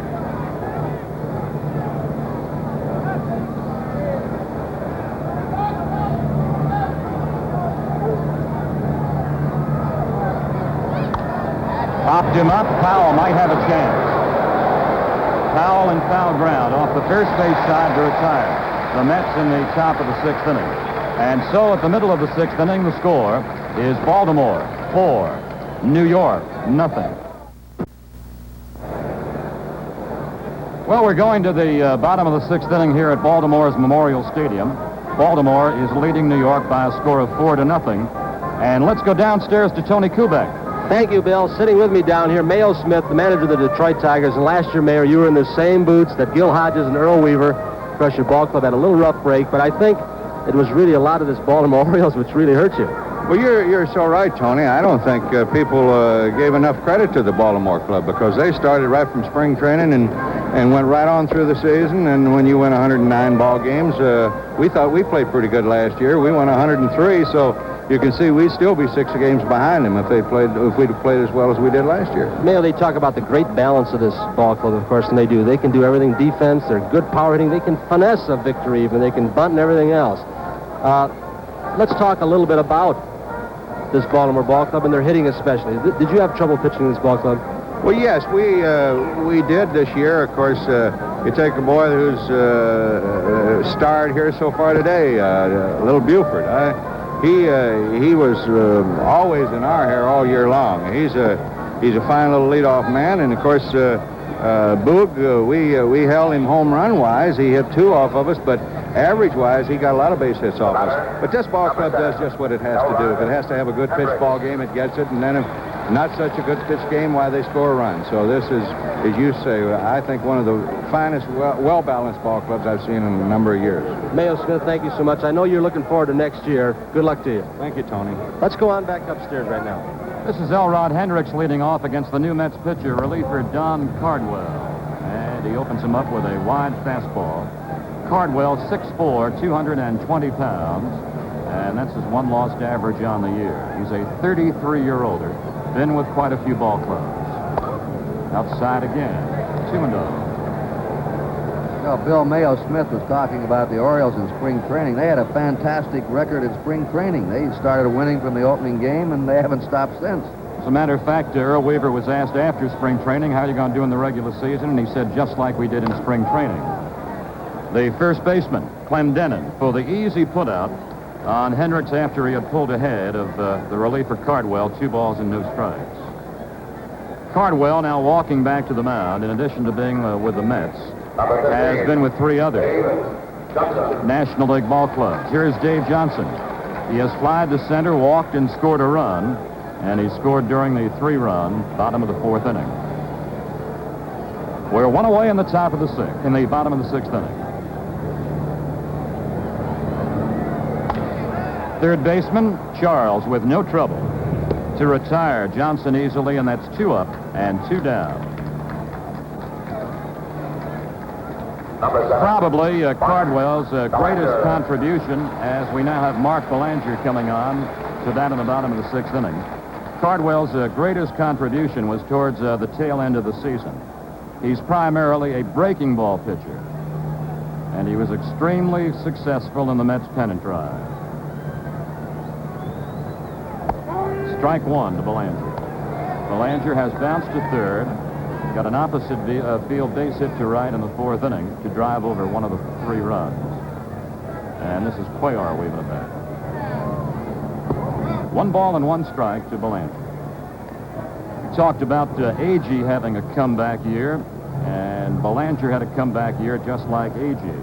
He came from 208 to 287 this year. 1 after the low fastball, and right to third base coach Hunter, who Curt was a great fielding shortstop years ago. I remember him, and he's like Belanger. He had that range, could make that throw in the hole, good hands, never too good with a bat, but he could make spectacular plays in the field. 2 away, there's not a base runner on. 1-2. Pops him up in foul ground. Clendenin, the big, tall first baseman, and Cardwell in relief has a 1-2-3 inning to retire the Orioles. And so, at the end of the 6th inning, the score is Baltimore 4 and the New York Mets nothing.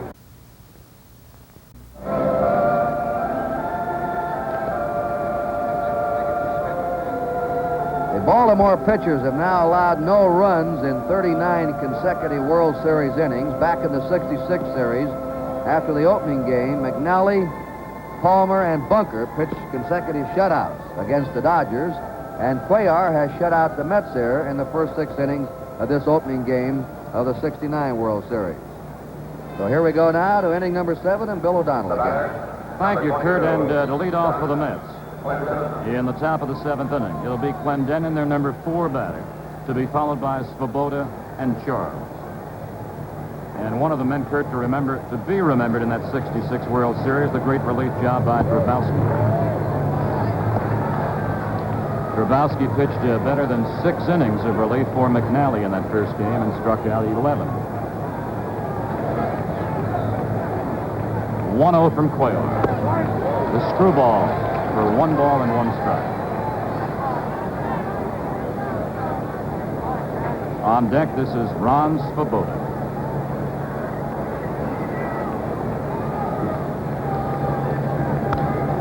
He got a piece of the screwball that time, 1-2. Clendenin struck out in the first inning, and then he doubled with 2 away to the power alley in left center in the 4th.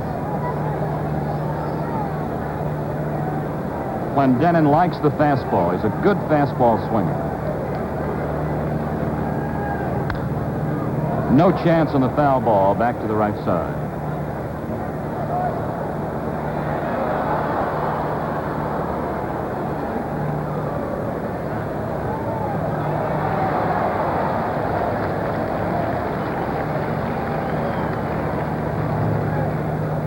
You notice Clendenin always busy, always active, and now ready. Too tight, 2 balls and 2 strikes. Cuellar has been moving the ball around a lot on Clendenin, trying to get screwballs to his knees to the outside corner, and then trying to jam him with that soft curve. 2-2. Got a piece of the screwball. Now, Cuellar, because he has the great assortment and also very good control, can move the ball around and be effective.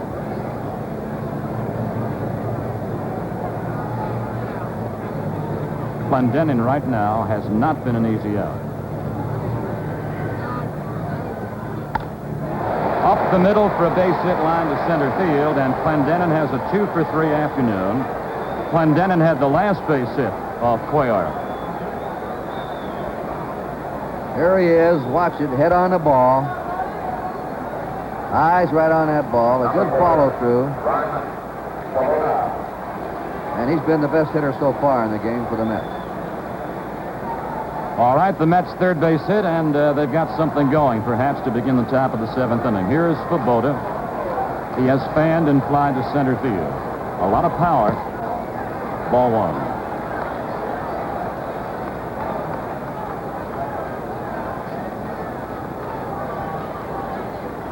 Svoboda, as Curt commented earlier, a local product here in Baltimore.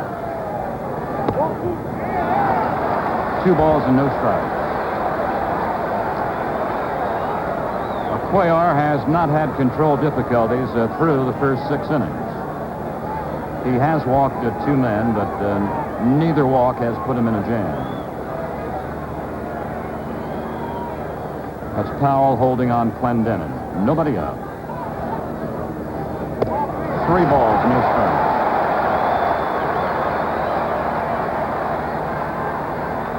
Hendricks is going out to talk to Cuellar. In addition to Hendricks being a left-hand swinger, and that's one of the reasons, but only one, that he's in the ball game. Started against Seaver and now batting against Cardwell. Oriole manager Earl Weaver also feels that there's no language barrier between Cuellar, who comes from Cuba, and Hendricks, who was born in the Virgin Islands. They can talk Spanish to each other or English. 3-0. Svoboda way ahead.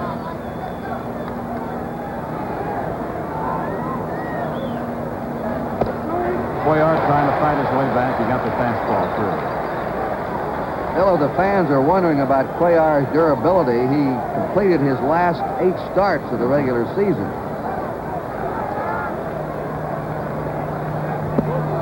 He loses him, and that will move Clendenin to second base. So now the Mets have their biggest rally of the ball game. The Mets are down by 4. They've come back many times during the season. And this will bring on Ed Charles. 3 walks have now been given up by Cuellar. Charles has fanned and grounded to third. We're in the top of the 7th inning. Baltimore leading New York by a score of 4-0.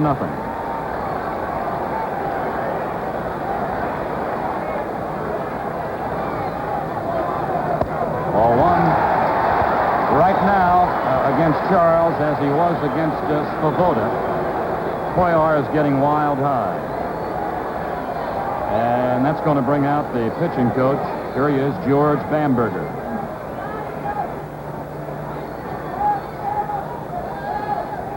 There's activity as we've got Bamberger, Hendricks, and Cuellar meeting. This is right-hander Eddie Watt. The Orioles have two late-inning relievers. One a left-hander, Rickert. That was the right-hander, Watt. Now, Bamberger, as he goes back to the Oriole third base dugout, he and Weaver may have just spotted something that Cuellar is not aware of. And we also have activity going on in the New York Mets bullpen with Ron Taylor.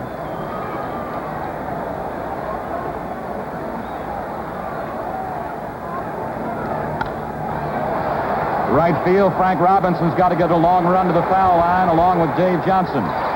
The runners did not tag, the runners stay. And Frank Robinson made sure before he threw back to Belanger whether Clendenin was going to go. This is Yogi Berra with his runner at first base, Svoboda. Let's remind the fans that during the World Series rule changes, the manager can go to the mound as many times as he wants, and the rule that the pitcher must throw in 20 seconds is out here, too. So those are two minor rule changes that are in effect here for the World Series. All right, Curt, two runners still on for the Mets, now with one away. And here is Jerry Grody. The runner at second is Clendenin. And there's Svoboda. He is not being held by Powell, with the infield playing back at double play down.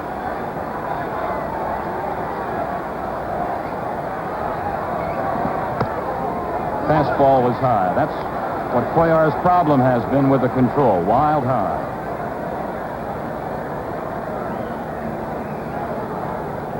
Cuellar trying to concentrate and think things over.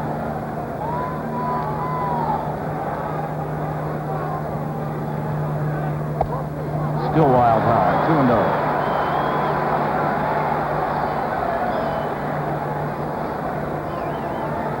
Clendenin, second. Svoboda, first.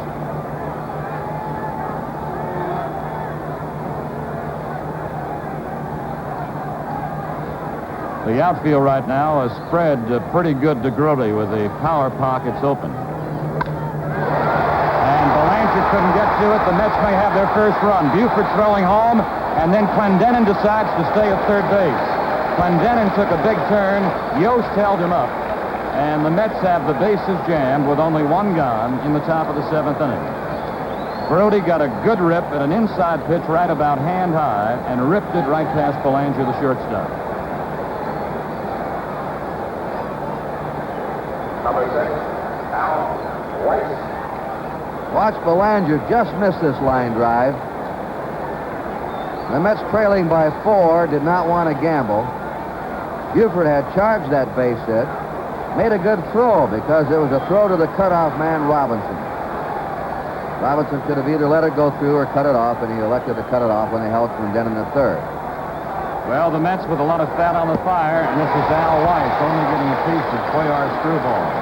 At third, Clendenin. At second, Svoboda. Grody, who just got the base hit at first base. The infield playing the same way as it had when Grody was batting. Back at normal depth with Wild. 1 ball, 1 strike. Weiss has walked on a 3-2 pitch and sent a tricky hopping ball to Brooks Robinson at third base, who threw him out in the fifth. This is Cardwell on deck. 2 balls and 1 strike. Well, now the wildness problem of Cuellar is even more serious. Normally, when a pitcher is wild high or wild outside, he can adjust to it a little bit more quickly. But now Cuellar has been wild high and now wild low.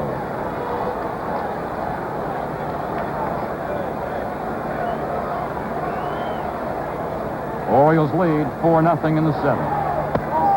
3 balls, 1 strike. Cuellar very noticeably pressing against the tail end right now of the Mets order.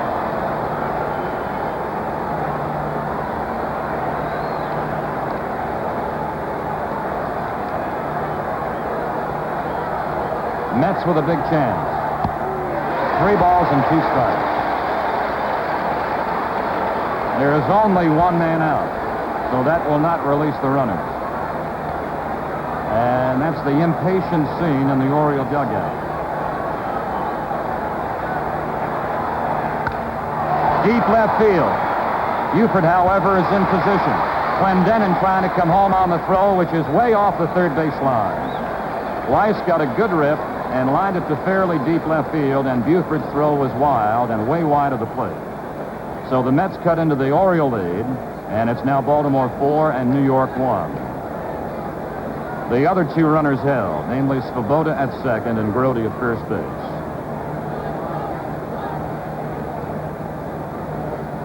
Here's the pinch hitter now who will bat for Cardwell, Rod Gasper. Your attention, please. Batting for Cardwell, number 17, Rod Gasper. Gasper coming to the plate with 2 out, with a run home, with Gowdy at first base and Svoboda at second base.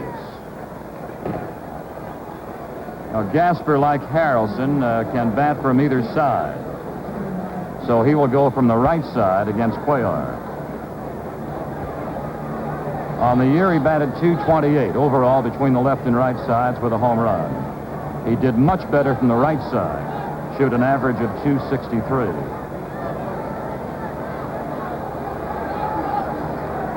Mets at second and first.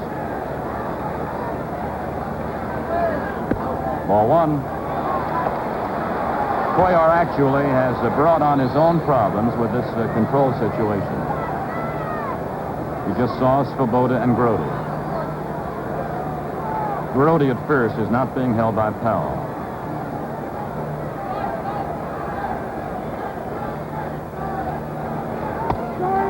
One ball and 1 strike. You may have noticed that when Gasper waits for Cuellar's pitch, his stance is open just a bit out towards the third base foul line.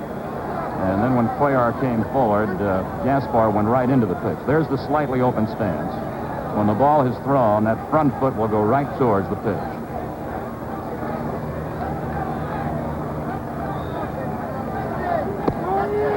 One and 2.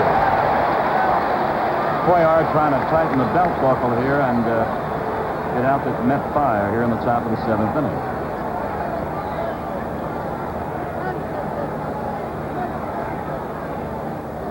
Gasper batting for Cardwell. Seaver started the game and went 5 innings.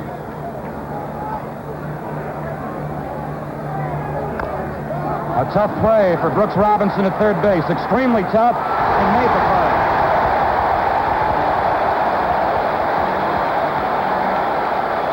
Brooks Robinson putting on a fielding show here. This is the hardest play a third baseman has to make.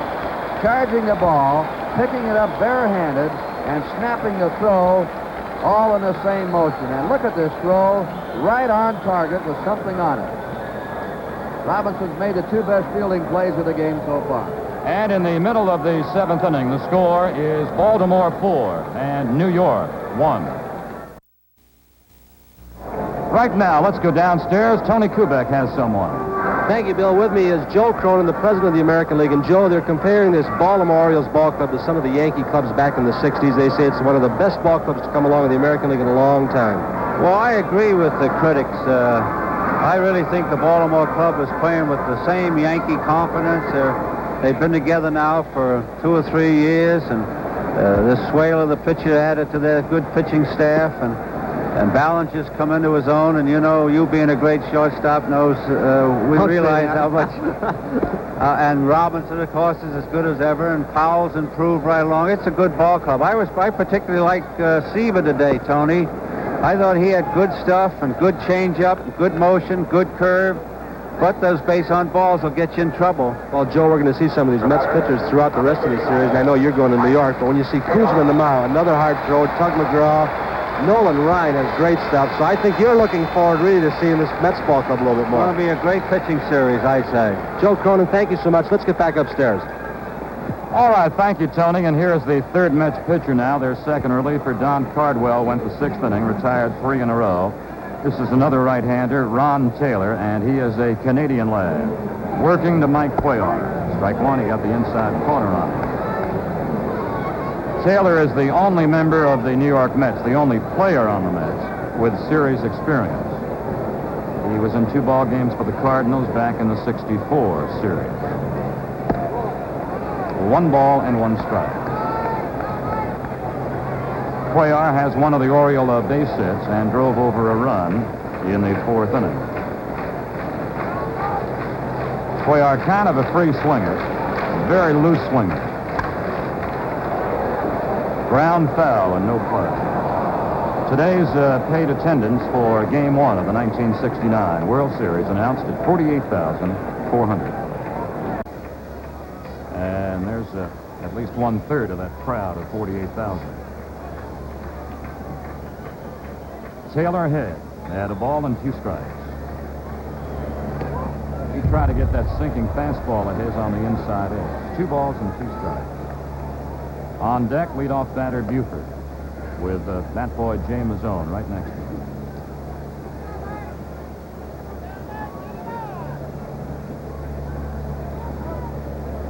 Taylor born and still lives in Toronto, Ontario, Canada. 3-2 to Cuellar. Taylor's best equipment is a sinking fastball. He will also show batters a slider. And like good relievers, he keeps the ball down, or at least tries to keep it down. 3-2. Still alive, the ball was upstairs, right back of the plate.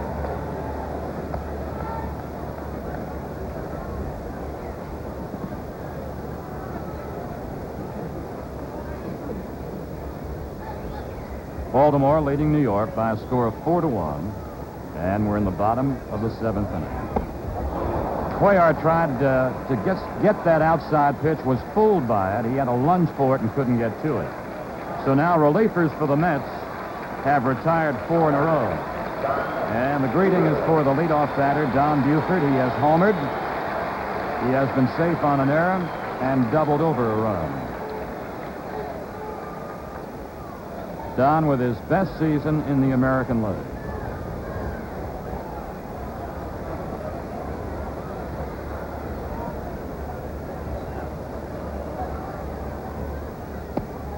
Change curve for ball 1.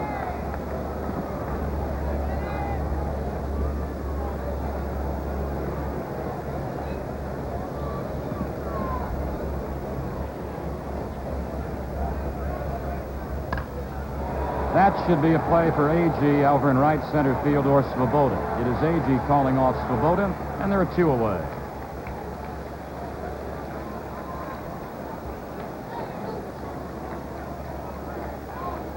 We commented during the pregame activities that this park actually does not favor the pitcher, nor does it favor the hitter.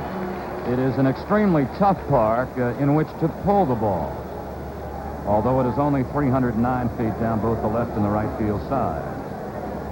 It does not have the big expansive outfield of like a Dodger Stadium or a Yankee Stadium.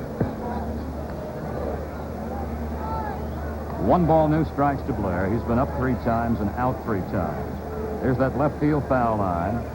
309 right to that 14-foot wall. 1-0. 2-0 now. Blair does have a tendency to try to pull quite a few pitches. And the Mets have showed Blair a lot of breaking balls, curves and sliders. Seaver threw him a lot of curves.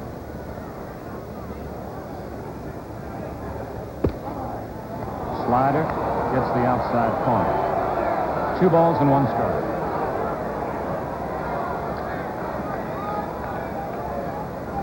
On deck is Frank Robinson. The Orioles have not had a base hit off Met pitching since the 4th inning. Slider missing. 3-1 now. 2 out in the bottom of the 7th inning. Orioles went ahead in the 1st inning, and they've been ahead. The Mets had a big rally in the top half of this inning. He got him on the breaking ball. And you may have noticed that Blair just yanked the head away a bit as he went after that breaking stuff. That was Blair's problem late in the season. It was not his problem during the championship series against Minnesota. He loses him, and that's the Orioles' first base runner since the fourth inning. A two-out walk given by Taylor to Blair. Last year, 10,000 people died because they thought they had found a good excuse for not wearing their safety belts in their cars. Well, 10,000 people who the National Safety Council estimates would have lived if they'd taken just 6 seconds to snap up their safety belt. So why don't you buckle up for safety and use that safety belt? Frank Robinson has been retired 3 times by the Mets. Blair at first, 2 gone in the bottom of the 7th. Fouled and out of play, strike 1. Seaver got Frank Robinson on a strikeout with a high fastball in the first inning. And Frank grounded out to third and is flied to center.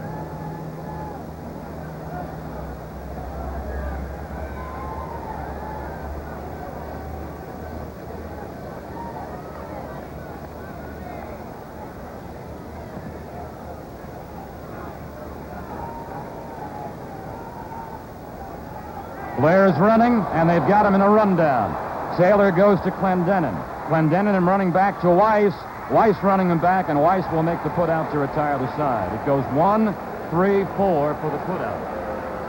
And that means Frank Robinson will begin the bottom of the 8th inning. And so at the end of the 7th inning, the score is Baltimore 4 and New York 1. World Series action with Curt Gowdy and Tony Kubek returns after we break for station identification. This is the CBC Television Network.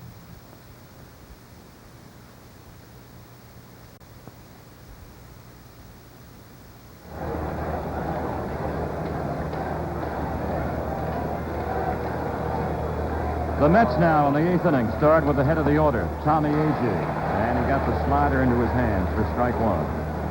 Cuellar has not thrown that slider too much. He's been screwball, fastball, and let up rainbow curve.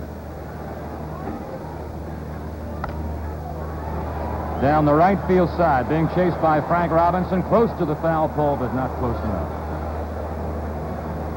Let's remind the fans, Bill, that tomorrow we'll be on at 1:30, an hour later, Eastern Daylight Time. World Series report with Jim Simpson, Sandy Koufax, and Mickey Mantle. Then Game 2 of the World Series, Jerry Koosman pitching for the Mets and Dave McNally of the Orioles. And right after that, we'll go to football, AFL football, and we'll tell you more about it later. All right, Curt, 2 strikes to Agee, and he gets him on 3 pitches. 6 strikeouts for Cuellar. He has fanned Agee twice, once looking and now swinging. It'll bring on the Mets shortstop, Bud Harrelson. Number 3. Harrelson has grounded twice to third, and he was walked by Cuellar on 4 pitches in the 6th inning. Harrison will spray. He'll move the ball around the outfield. Strike 1 on the foul ball, right into his hands.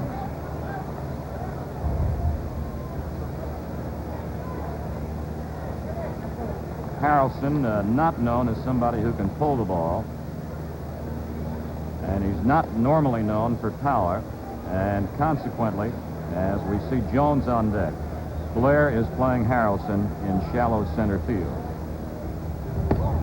1 ball, 1 strike. That's Hank Soar of the American League calling balls and strikes.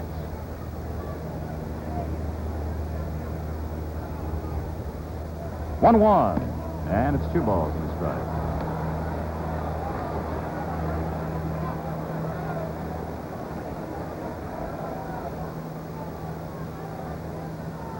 Harrelson gave these Mets an outstanding defensive job during the 1969 season, 2-2. And everybody, and understandably so, talked about the Mets' great pitching. But their defense up the middle, with Brody back of the plate and Harrelson at short, and Agee did an outstanding job. 2-2. Still alive.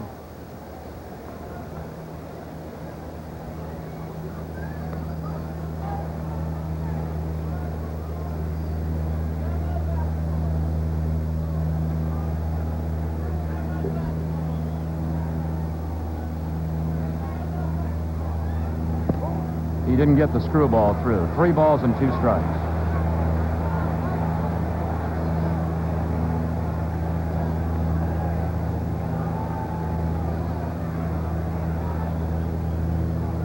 Three and 2. Tough play for Belanger, and he won't get to it.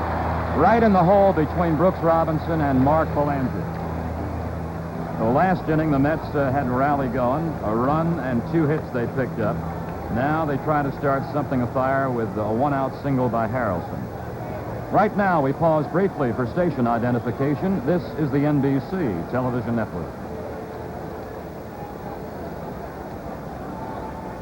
Number 21, Cleon Jones. Harrelson has just produced hit number 5 off Cuellar, and you're looking at Cleon Jones, who had a base hit up the middle in the first inning. Since then has flied to left and fouled out. Harrelson policed by Powell at first base.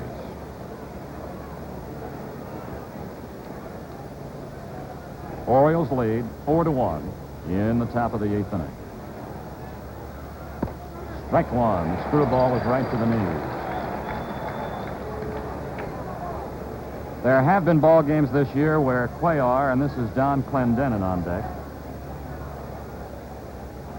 There have been games where Cuellar, 75% of his pitches have been screwballs.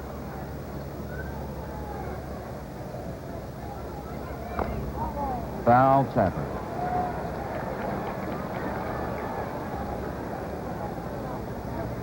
So Jones is in a 2-strike hole.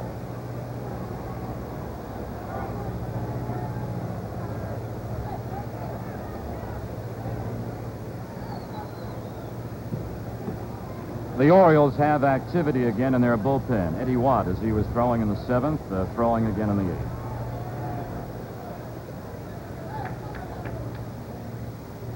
8th. Jones very aggressive with the bat and probably makes the best contact of anybody in the Mets club. Johnson gets 1. Belanger won't get 2.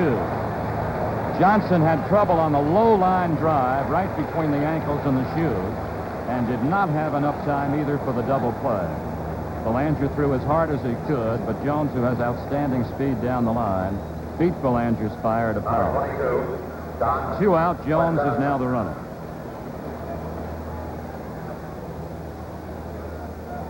Let's see how they work to Clendenin now. He's doubled and singled. He's been the toughest man for Cuellar today, and Cuellar might change his strategy a bit against him. He went low to him, ball 1.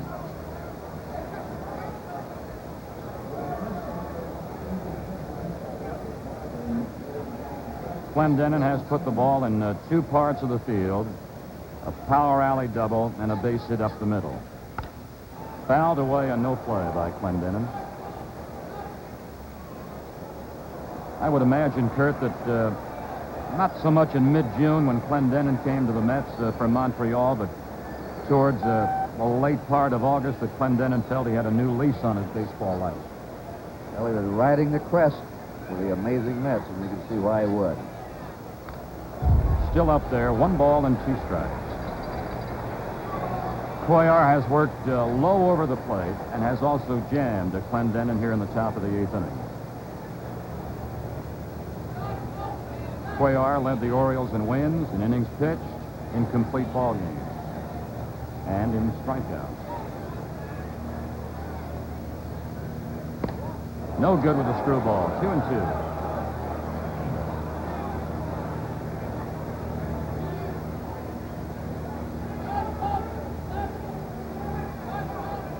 Powell holding, Jones with his lead.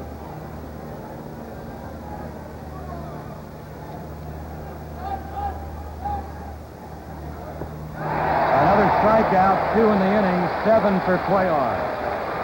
No runs, 1 hit, and a man left in the top of the 8th inning.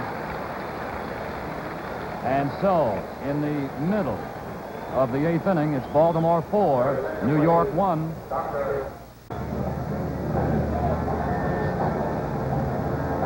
Bill O'Donnell along with Curt Gowdy at Baltimore's Memorial Stadium, and in World Series history, the club that has won the first game of a World Series has then gone on to win 39 of them.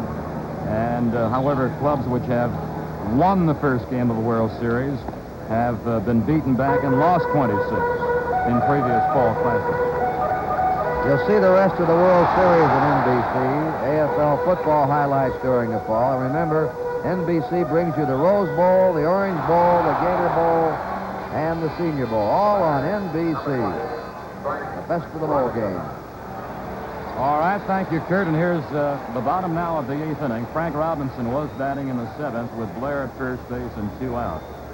And then with Blair running, Taylor just broke contact with the rubber and caught him in a rundown. So Robinson in the bottom of the 8th. Did not get the slider, did not check the swing in time.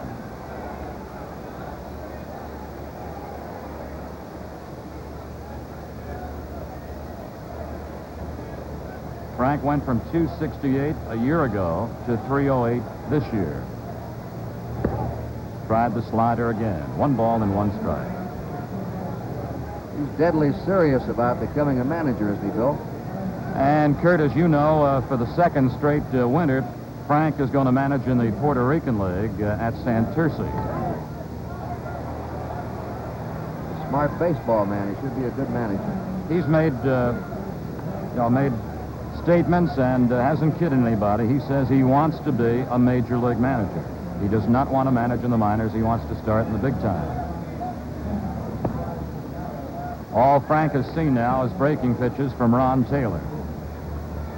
2 balls and 2 strikes. And Curt, Frank will take quite a few of these Baltimore ball clubs to that Santurce club again this winter. 2 balls and 2 strikes, the count rides. Powell is on deck.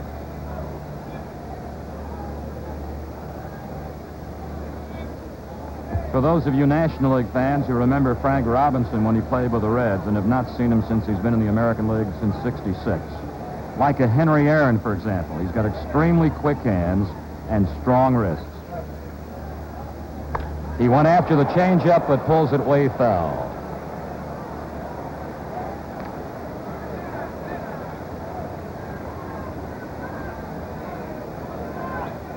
There are many people, Curt Gowdy, who feel that Frank Robinson has been as much of a help to this ball club as a leader off the field as he's been with the bat on the field.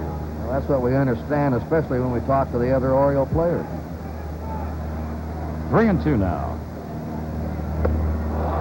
And he got that slider upstairs a bit, but had that swing out in front. 2 strikeouts for Taylor in relief. He's faced 4 men. He's walked 1. Boog Powell has one of the Oriole base hits. That was a line single to right in the 1st inning. Since then, he's been handled twice on infield ground balls. Powell produced 22 home runs a year ago, but rocketed 37 out this year. Taylor just challenged Powell, completely challenged him and outpitched him.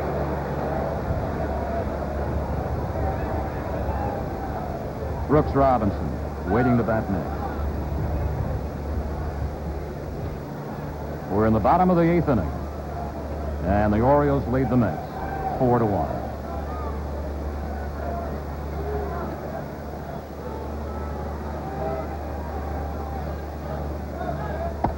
Got the outside corner. I kind of think that Taylor had Powell maybe guessing something different.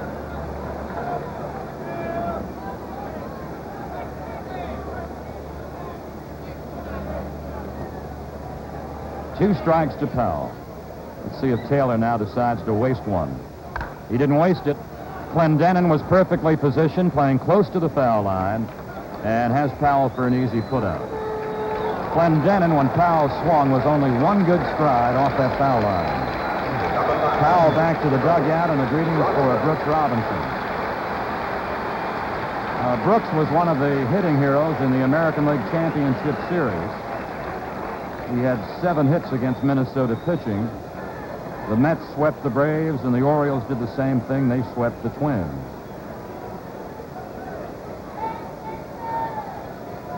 Two away. Ball one. Curt. For the Met fans looking ahead to the Mets' last chance in the 9th, it's going to be Swoboda, Charles, and Gowdy. And we'll probably have a right and left-hander going to work in the Baltimore bullpen. 1-0 to Brooks Robinson. Got the outside edge to the knees. 1 ball and 1 strike. This is Elrod Hendricks on deck, the Oriole catcher.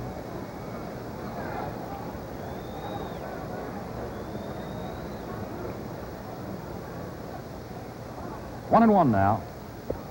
He chased an outside slider.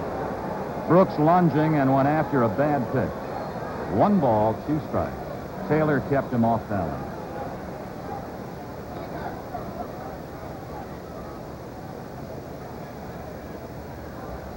Two away.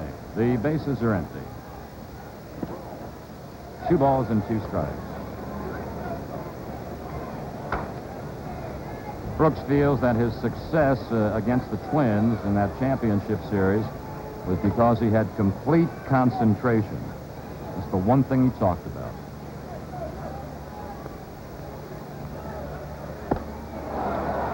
Two strikeouts in the inning for Taylor. He's got 3 strikeouts in 2 innings of outstanding relief. Ron Taylor. And so at the end of the 8th inning, the score is Baltimore 4 and New York 1. Before the Mets bat in the top of the 9th inning, downstairs to our good friend Tony Kubek. Thank you, Bill O'Donnell. I'm talking down here to, well, your dad's a good friend of mine, Bobby Shylock. What does your dad do? He's an umpire. Which team are you rooting for, Bobby? Baltimore. Is your dad going to let you play hooky from school Monday, Tuesday, and Wednesday or Thursday up in New York? I don't think so. You think he's going to make you go to school? Yeah. Well, I thought he was a nice guy, but I'm not so sure. He'll let you see that ball game. Who are you pulling for? Baltimore. You got a favorite player on that club? Brooks Robinson. He made a good play, didn't he, a while ago? Yeah. Bobby Shylock, thank you so much. Right now, let's go back up to Bill and Curt. Thank you, Tony. And here are the Mets now in kind of a do-or-die top of the 9th inning with Ron Swoboda, their right fielder. Too low for a ball. Swoboda, a Baltimore-born and bred product and educated here. Went to Patterson Park High School. 1 ball, 1 strike. Got that breaking pitch into his letters and on the inside corner. Charles is on deck. Ed Charles.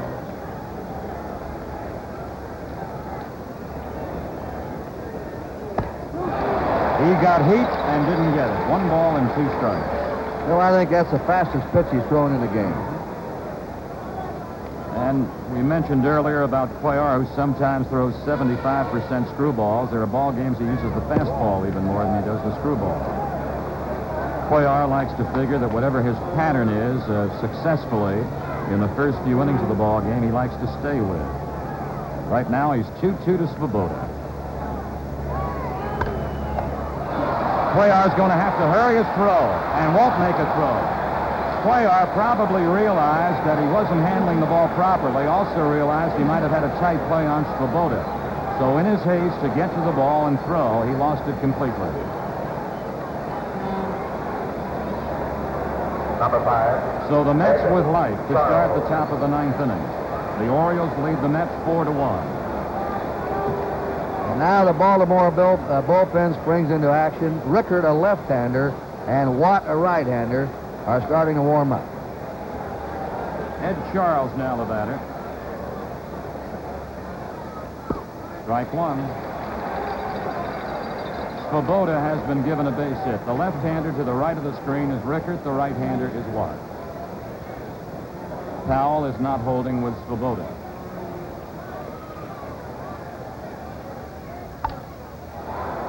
Blair has it in range in dead center field.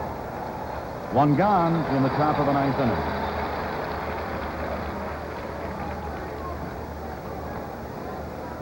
We'd like to thank 2 fine gentlemen who have helped both Curt Gowdy and yours truly, Bill O'Donnell, in Game 1 of the World Series.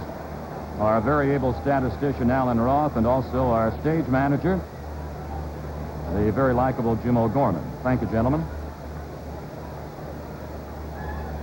Jerry Gowdy now, the Mets catcher. Ball 1. Brody has 1 of the base hits off Cuellar. 4 runs, 6 hits for Baltimore, a run, 6 hits for New York. Inside corner for a ball and a strike. Brody, who not only has one of the strongest arms in the National League among their catchers, but in both leagues. Kind of a defensive swing on that screwball, and he got a piece of it. Brody with a late swing. Realized the pitch had the corner and had the late defensive cut. 1-2.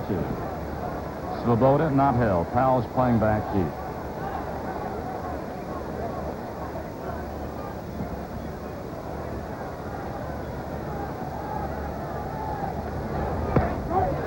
Strike 3 is called. 8 strikeouts for Cuellar. 8 of them. Cuellar, since the All-Star game, has won 13 ball games and lost only 2. And a reminder that immediately following our ball game, stay tuned for World Series report. And World Series Game 2, followed by AFL football. That's tomorrow.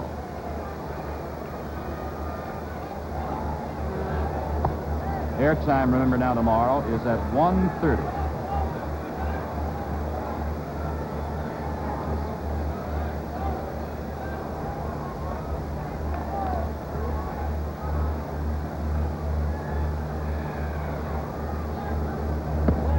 This is Art Shamsky now being brought up by Art Shamsky's on deck. This is Weiss in the batter's box, and Shamsky is on deck.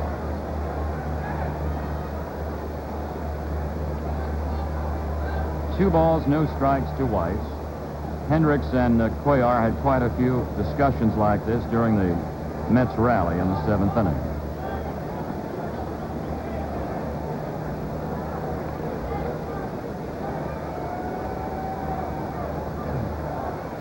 Cuellar facing the Met batter who has driven over the Mets' only run.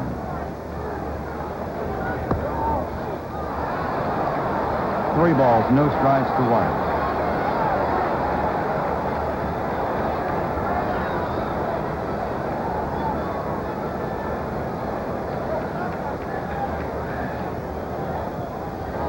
Four pitches, and the Mets, with 2 out, have 2 on, and that would bring the Mets with a tying run to the plate.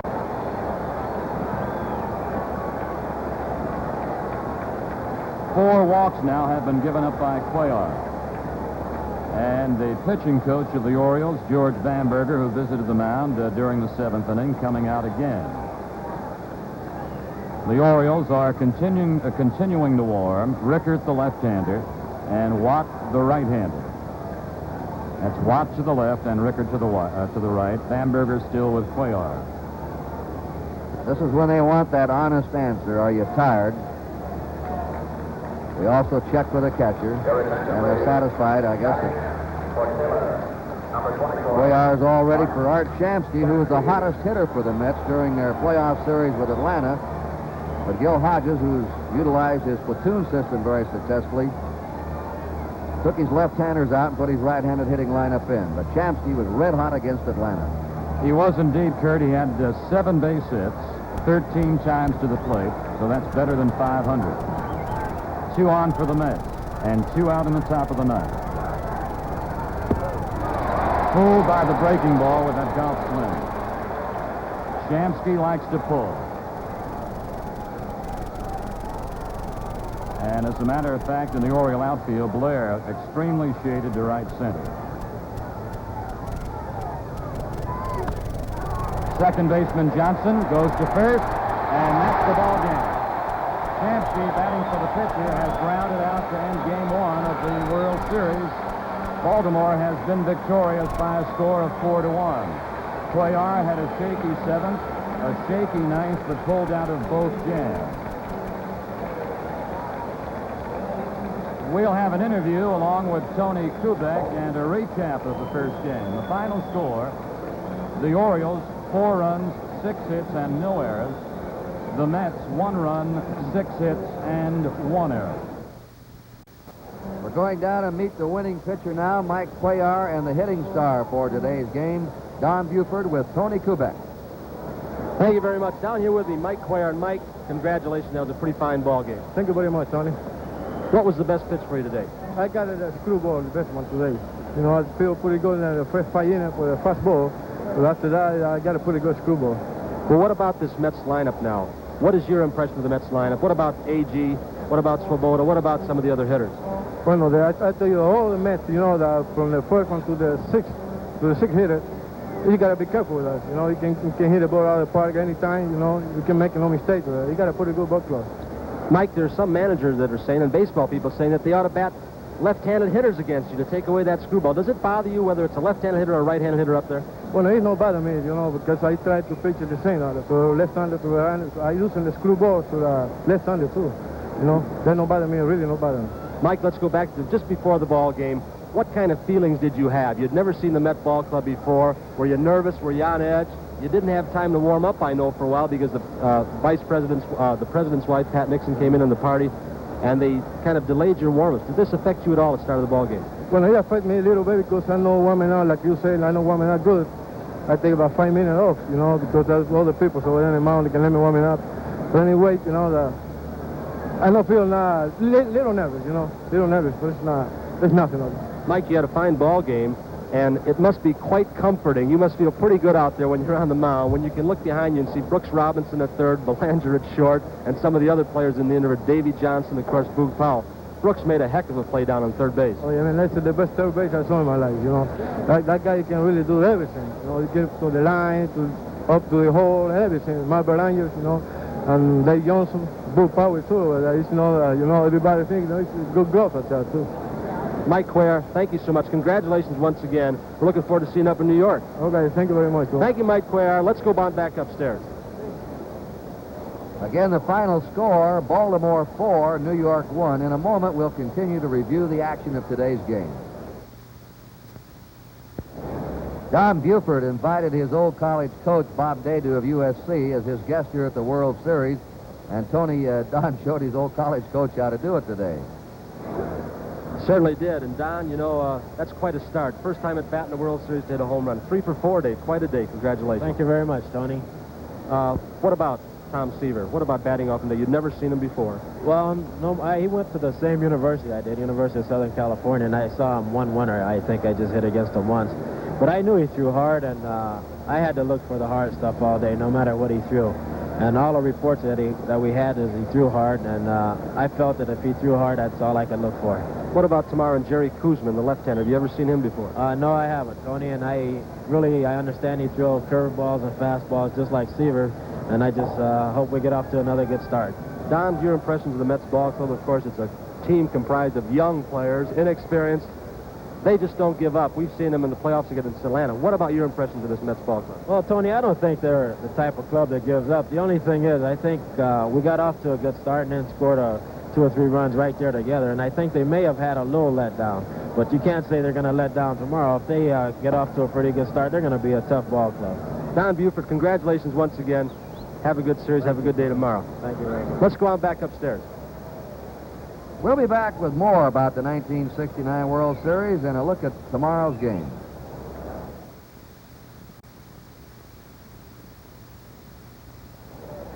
Here's the way the scoring went. In the first inning, Buford led off the game for the Orioles with a home run to right.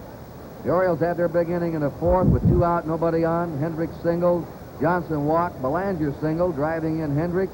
Cuellar, the pitcher, singled, knocking in Johnson, and then Buford doubled to the right field corner, scoring Belanger. That was the end of the scoring for the Orioles. The Mets had a big threat in the 7th. Clendenon singled, Swoboda walked after Charles flied out. Roach singled. Clendenon was held up at third, the bases loaded. Weiss flied to left on a sacrifice fly, scoring Clendenon. And then the play of the ball game, Gasper was a pinch hitter, a little roller down the third. If Brooks Robinson had not handled that roller, the Mets would have had the bases loaded and A.G., a good hitter, coming up. But Robinson made a sparkling play, charging that slow hit ball, and he had 6 assists, by the way, in the game. The World Series record for a third baseman is 9. Now tomorrow, Bill O'Donnell, we have Dave McNally and Jerry Kuzman, 2 left-handers going. How do you size those 2 up? Well, Curt, I think that Kuzman probably has the better fastball. I think from what I've seen of McNally probably has the better curveball. McNally in the last 2 years has also picked up a pretty good slider. Like we had today, we have 2 outstanding starters. Kuzman 117, almost matched Seaver. And McNally had his 2nd straight 20 victory year. He won 20 ball games as opposed to 22. And as I'm sure you remember, he won his first 15 ball games this year before the Twin Field. It was rather a tame game outside of the play by Brooks Robinson in third. There weren't many other exciting plays in the game. Baltimore was in command, so Cuellar's the winner, Seaver's the loser, Buford with a home run and a double and 2 RBIs was the batting star of the game, and Brooks Robinson the fielding star. Tomorrow, though, is another day, and we'll be on the air with Game 2 at 1:30 Eastern Daylight Time. Curt Gowdy and Bill O'Donnell, hoping you enjoyed the opening game of the 1969 World Series. This game is authorized.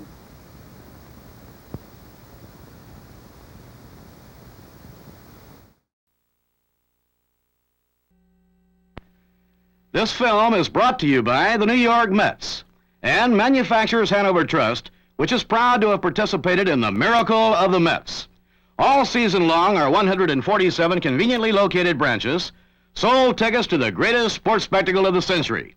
We at Manufacturers Hanover are happy to have played our part, as we have every year since the Mets were formed.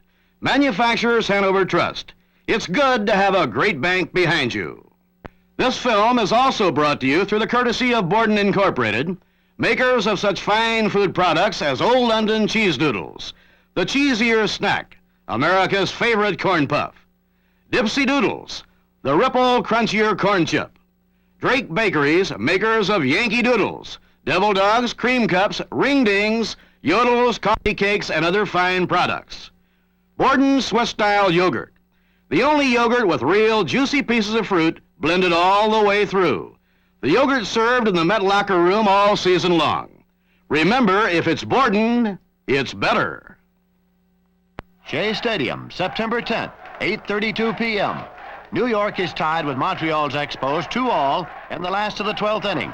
Cleon Jones comes to bat, and the Miracle Mets are about to become number 1. And Bill Stillman into the windup and back to the plate, and the curveball grounded through the middle of base hit. Leon making a big turn at first base and then holding, and the Mets have the winning run at first with 2 men out and Rod Gasper coming up. And the 3-0 pitch. Outside and high, ball 4, and that moves Cleon Jones, the winning run, down to second base and brings up Ken Boswell.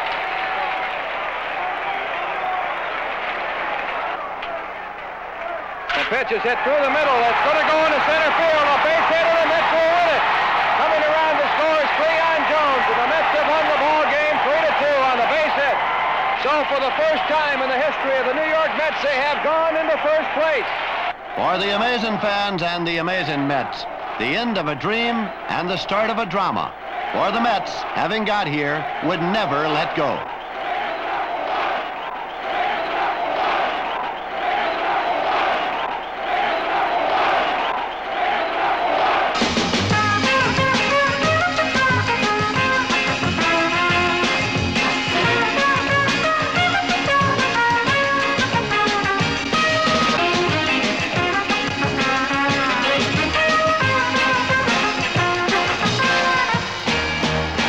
Unbelievable.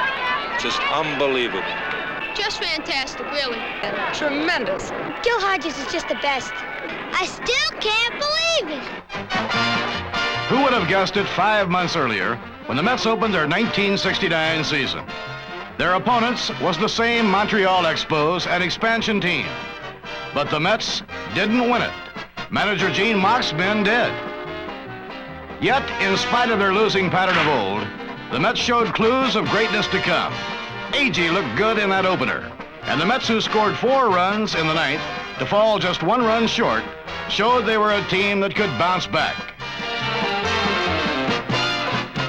The Mets got the message. Think big, think positive. They put together some outstanding talent, from proven stars like Bud Harrelson at short to newcomers like Rod Gasper in right field and Wayne Garrett at third base. All they needed was to mold together as a spirited unit with the confidence to win.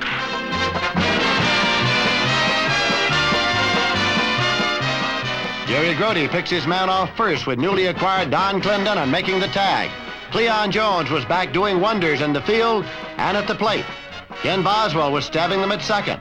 Art Shamsky and others were making it possible for manager Gil Hodges to throw his best bats at the opposition. Everything began to fall into place. As well placed, in fact, as this perfect butt by Harrelson. The reason for the New York Mets' success in 1969 certainly has been a great team effort, I think. I believe this is the best team effort of any ball club I've ever seen. Everyone on the ball club contributed a great deal to the success of the Mets. Of course, I think whenever you really start breaking it down, you have to say that pitching is the backbone of our attack, headed by Tom Seaver, who had a great year, winning 25 ball games in the course of the 1969 season, not counting the playoffs. And not only Seaver whizzing one past the ever-dangerous Willie McCovey, Jerry Koosman, too, was delivering up to his potential to give the Mets as devastating a 1-2 punch on the pitching mound as existed anywhere in the major leagues. I think that on any pitching staff, you have to have a real good bullpen. And certainly enough cannot be said about the bullpen boys that we had coming into ball games, tight situations, and getting us out of those situations and holding the opposition so we could go on and possibly score another run and win the ball game. Tug McGraw, Ron Taylor, Cal Kuntz, and Coach Joe Pignatano helped make the bullpen a stopper. The Mets had arms when they needed them. Here's McGraw with the screwball. Thanks to talent and training, when the calls came, the relievers could be counted on. From the pitching staff into more or less the hitting, and that would be Cleon Jones, who headed our hitting this past year. And Cleon just was a real fine hitter, a great hitter from opening day on. The reason that I believe that he did not win the batting championship was because he had hurt his rib diving for a ball in the outfield and was out for 10 days or more, and it was very sore when he came back. One of the greatest comebacks of anyone I've ever seen was the way that Tommy Agee came back for the New York Mets. He did everything asked of him in the outfield and did a great job with the bat. Hit a number of home runs, and actually he played the type of ball that he is capable of playing, and the type of ball I think that we'll see from Tommy Agee for a number of years here in New York. Agee, before the year ended, was to prove himself big in every respect. I know that I came in spring training this year with more desire to be a better ball player and to have a good year. And I think that I had a good spring. This helped me more than anything else. And I gained some of my confidence back. One of the big reasons for our success also was our bench strength. We had some great surprises in '69, too, from the kids. Contributing to the Mets' success were the men who guarded the bases. Bobby File, Garrett, and Ed Charles did the job at third, with Shamsky, Clendenin, or Cranepool at first. Who can forget kids like rookie pitcher Gary Gentry? Or the second base heroics of Kenny Boswell and Al Weiss. In this beautiful sequence, Willie Davis of the Dodgers hits into a double play. What makes it extraordinary is that Boswell, Harrelson, and Shamsky pull it on two of the fastest men in the league. Manny Mota, who's out at second, and Davis, who's thrown out at first. When it came to big plays like this, the Mets were making them. One of the big assets, I think, that for the New York Mets in the 1969 season was the deal that our general manager, John Murphy, made for Don Clendenin. And he did a fantastic job for us, picking up our ball club and helping us on to win the Eastern Division Championship. The ability to beat the clubs they had to beat. The St. Louis Cardinals and the Chicago Cubs were also factors now. On July 8th, yes, July the 8th, came the turning point. Ron Swoboda, firing behind the runner, traps Ron Santo at second. Santo doesn't like the call, and the Cubs, under pressure, were starting to lose their cool. Actually, the Mets were losing 3-1 in the ninth, and the Cubs' top pitcher, Ferguson Jenkins, had them handcuffed when Ken Boswell came to the plate. That's in the air to center, and Don Young now comes up after hanging back, and he can't get it. Boswell's on his way to second. Boswell slides, and he's safe with a double. Boswell with a double as Don Young misjudged the fly ball. Don Clendenin is now the batter. It's way back there. That could be. It's way back. It's going, and this one is taken and dropped at the wall. Boswell goes to third and holds. Clendenin is at second. Runners at second and third. Cleon Jones is up now.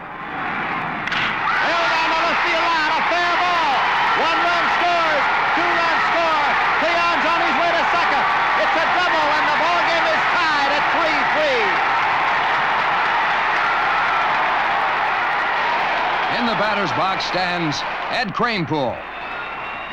Punched into left field. It's going to be in there. It's a base hit, and the Mets win. The Mets win the ball game. Cleon Jones scores. Look at the New York Mets. Look at the fans.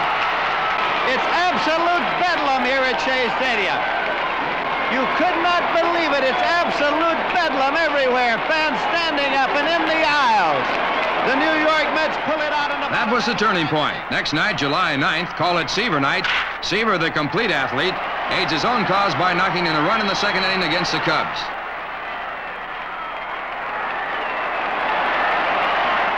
On the mound, Seaver is almost perfect.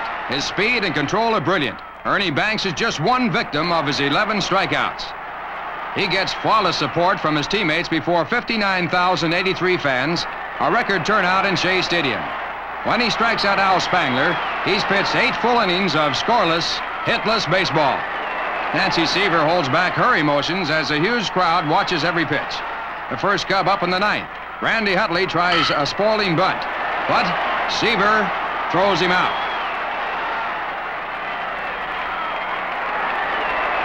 2 outs to go to a perfect game. Jim Qualls, a rookie outfielder, is up. A clean hit to left center field, and there goes the perfect game.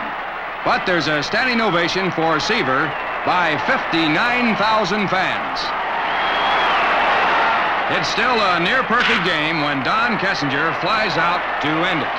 And it's a vital victory for the Mets. Back-to-back wins shake up the Cubs. Behind success in baseball lies constant scouting. Bob Sheffing and Bertie Tebbich of the Mets were in Sarasota, Florida to scout a pitching prospect, Randy Sterling of Key West High School, who was later drafted and signed by the Mets. Ironically, 2 scouts from Baltimore, Ray Scarborough and Dick Brown, were there too. Met scouts have discovered some gems: Jones, Harrelson, Kuzman, Boswell, Gentry, and Ryan, to name a few. Meanwhile, Shea Stadium continues to be a fun place, even in triumph. From Banner Day to Helmet Day to Camera Day, there's always close rapport between fans and stars. Baseball clinics in the greater New York area and community dinners are part of the scene. The Met way of meeting the fans is a winning way for big and small. Shea Stadium can be a swinging place in the gaiety of date night, fun night, Borden's night. Elsie the cow has been to Flushing Meadow, and one night she brought a couple of calves for heroes Tom Seaver and Cleon Jones. Some hero. Then there was the Mayor's Trophy game, too. The Mets beat the Yankees that night to help promote Sandlot baseball. Old Timers Night saw Met General Manager Johnny Murphy, former Commissioner Ford Frick, Commissioner Bowie Kuhn, and former Met Manager Casey Stengel. That's Phil Rizzuto at bat, Walker Cooper behind the plate. There's former Washington Senator Mickey Vernon, with old-time Pirate pitcher Vernon Love doing great in the outfield. Met Family Day with Michael Scott Kuzman. How come he's a righty, Jerry? Mr. and Mrs. Gary Gentry and their baby, Jim McAndrew with little Jim. He swings the bat well. It's the base running that gives him trouble.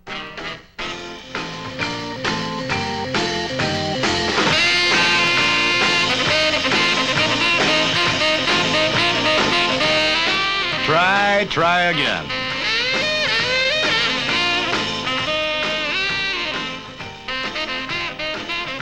It's times like this when a ball player needs his mother.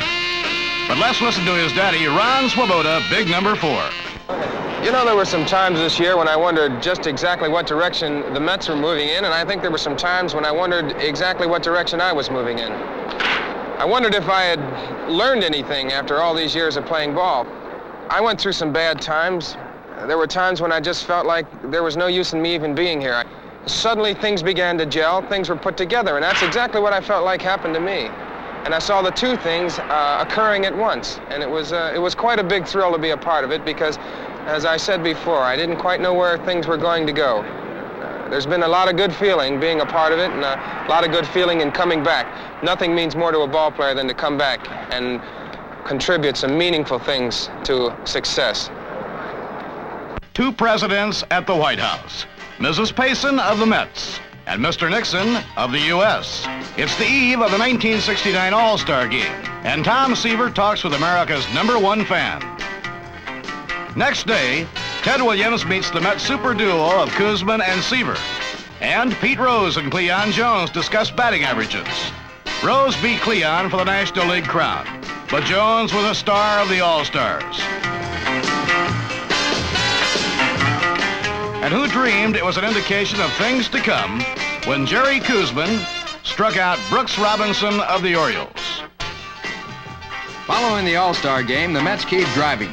Against their old tormentors, the Giants and Dodgers, the Mets win 11 of 12 home games, and in every imaginable way.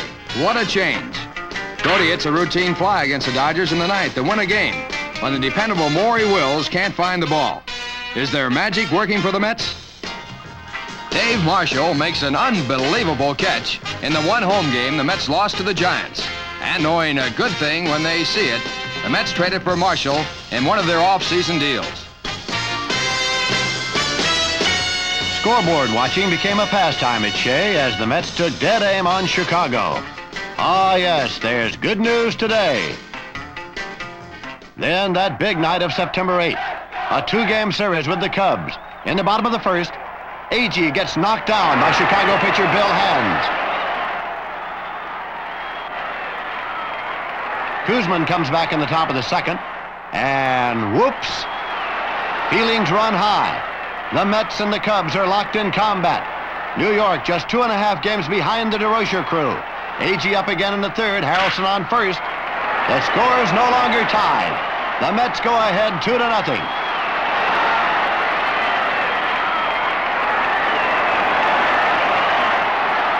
The Cubs tied in the sixth, but who's that crossing in front of their dugout? It's not Lady Luck. Koosman's dealing double whammies to frustrate them further. When Randy Hundley strikes out, he nearly explodes.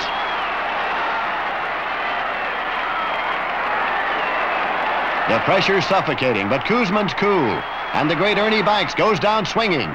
Koosman fans 13 Cubs on this memorable night of September 8th. The Mets are tearing at the Cubs' throats, and they never give up.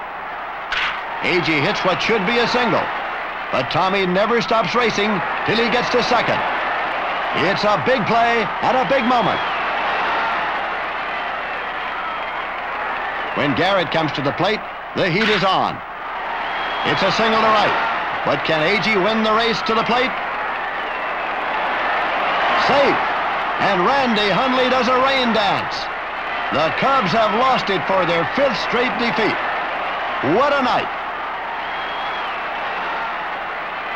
Did everyone bring handkerchiefs? Next night, September 9th, Jenkins pitching for Chicago. The Cubs get Shamsky in a rundown, but they blow it. Now comes Mr. Clutch, Don Clendenin for the Mets. He belts it way over the right center field wall. Art Shamsky comes to bat with the same idea. He socks one over at the very same spot. As they say in the pubs, the Cubs' day is cooked. Tom Seaver smashes a double. Chicago came into the stadium 2.5 in front. They'll go reeling out of it with a shaky half-game lead. No one's making jokes about the Mets anymore, least of all Chicago. A terrific double play wraps it all up. Clendenin to Harrelson to Seaver. These are the brilliant winning Mets. And this was the night before that historic September the 10th when the Mets took over first place. Once on top, the Mets hammered down that magic number. 20, 15, 10, 5. They began to taste it, feel it, know it. Finally, the magic number was 1, and the date, September 24th. The Cubs that afternoon won, so it's up to the Mets to clinch it themselves. And they're facing the St. Louis Cardinals. Gary Gentry on the mound for the Mets tonight. And how did he feel?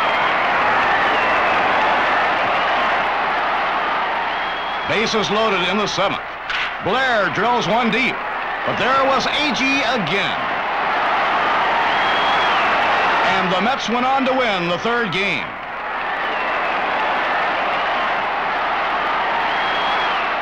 Dave Johnson at bat in the 4th game against Seaver. And then there was Cleon Jones. The big plays. That's what the Mets have been making all year. Robinson at bat. And then there was Ron Swoboda.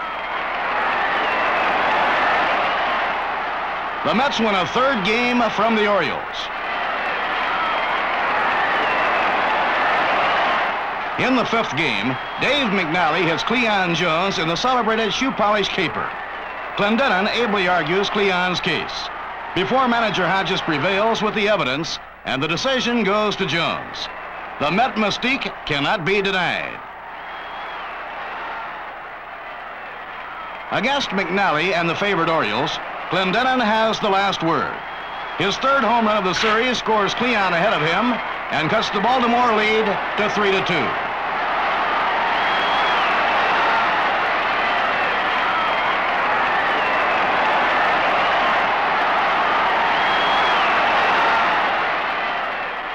Seventh inning, and Al Weiss, hero of the righty platoon, hits one into the special bleachers the Mets have built for wounded Vietnam veterans who are guests of the club. 3-all. The tie is broken in the 8th. After a double by Jones, Swoboda hits a 2-bagger down the left field line. And Cleon scores the winning run. The odds makers have long since got the message.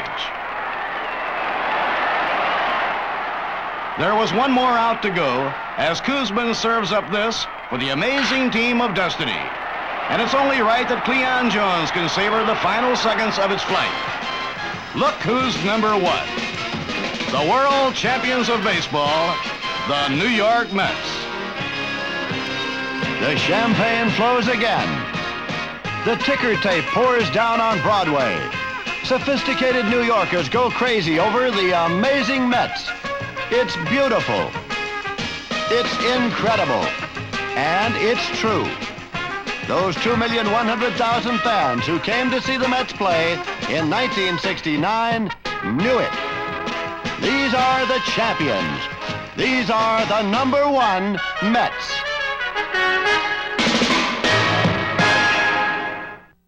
This film was brought to you by the New York Mets.